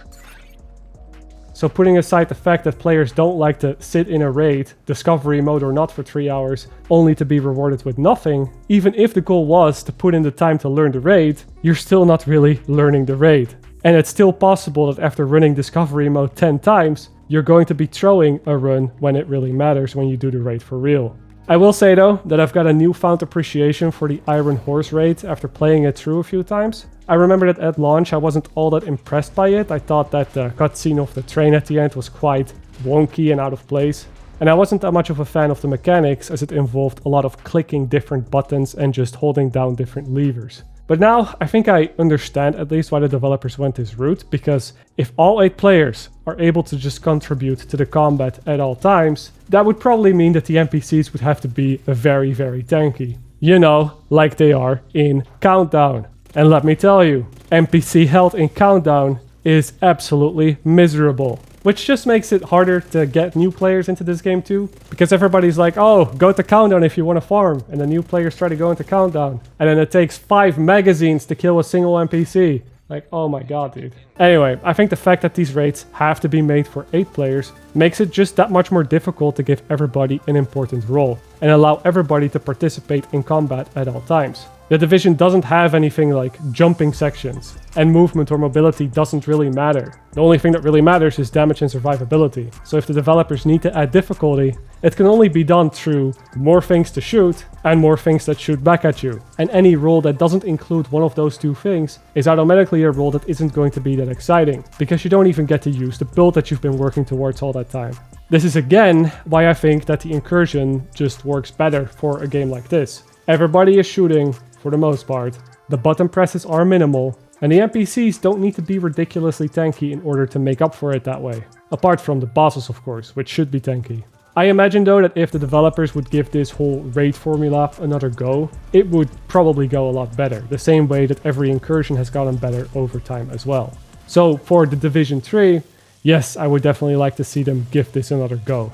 And that all then leads me to the very last thing on this long list of things, which is the seasonal model that the developers have had going on for, well, 16 seasons now, but actually it's less than that because due to the low manpower, a bunch of these seasons were just reruns of previous ones. And then also, all of the seasons were kind of the same. Every single time you just have to gather enough intel to be able to hunt down one final guy. It's the same as the Warlords of New York campaign. There's 4 areas where you need to complete a bunch of control points and bounties until the bar fills up to 25%, and then you go to the next area. And when you get to 100%, this is usually where you'll see a special mission. Yes, this one mission is the so-called meat of the season, the actual content. And how special this mission is, that really varies on how much time the developers had at the time. Sometimes it's a rerun of an existing campaign mission, but just with some different enemies. And sometimes it takes place on a new map entirely, which then later gets turned into the countdown game mode. I will say that it is pretty obvious that these seasons, they reek with a smell of just low manpower. You can see the developers putting every last trick in the book to use, such as letting dialogue and cutscenes play out through these camera angles, which get all glitchy when animations start to happen, and often record these conversations with characters facing away from the camera so that they don't have to animate the facial expressions of these characters when they're talking. Like, you can even see them talk without their mouths moving at times if you pay real close attention. And as far as plot development goes, yeah, I know, it's pretty bad. Just this last season alone, they decided to turn Kelso into a rogue agent. Yeah, Kelso, the one character that was always the good one, the perfect agent role model, that was with you every step of the way. That coincidentally also was the last character they had left to do anything with after killing a dozen of them over the last 5 years. They also revived Aaron Keener, which is the main bad guy from the Warlords of New York campaign, the guy that you kill at the end. But surprise, surprise, he was never dead because that was just a stunt double or something.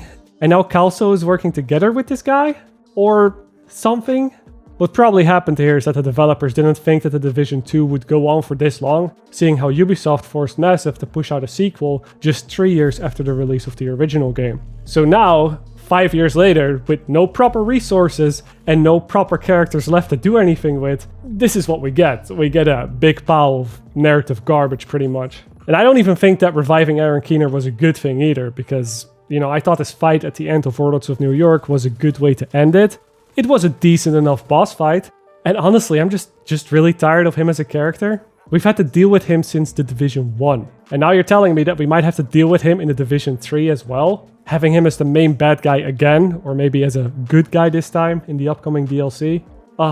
What a mess, man. I'll add to that I always thought that introducing characters from the Division 1 into the Division 2 was a bad idea to begin with. I never thought that going back to New York only to see Fei Lao and everybody else again was a good thing. It just felt like nostalgia bait, you know? And to me, it felt like it severely limited the scope of the world building that this franchise could have had. We are talking about a worldwide pandemic here. We're playing as 2 different characters in each of the games. And those are just 2 agents among thousands, tens of thousands of others, maybe hundreds of thousands. With over 50 million franchise players worldwide. 50 million, it seems. And somehow, we end up playing out the exact same small-scale dilemma in the exact same locations with the exact same cast of characters that aren't even that interesting to begin with. Wish I could get out there myself. I really hope we go a different route for the Division 3. Just nuke New York down and start fresh if that's what it takes.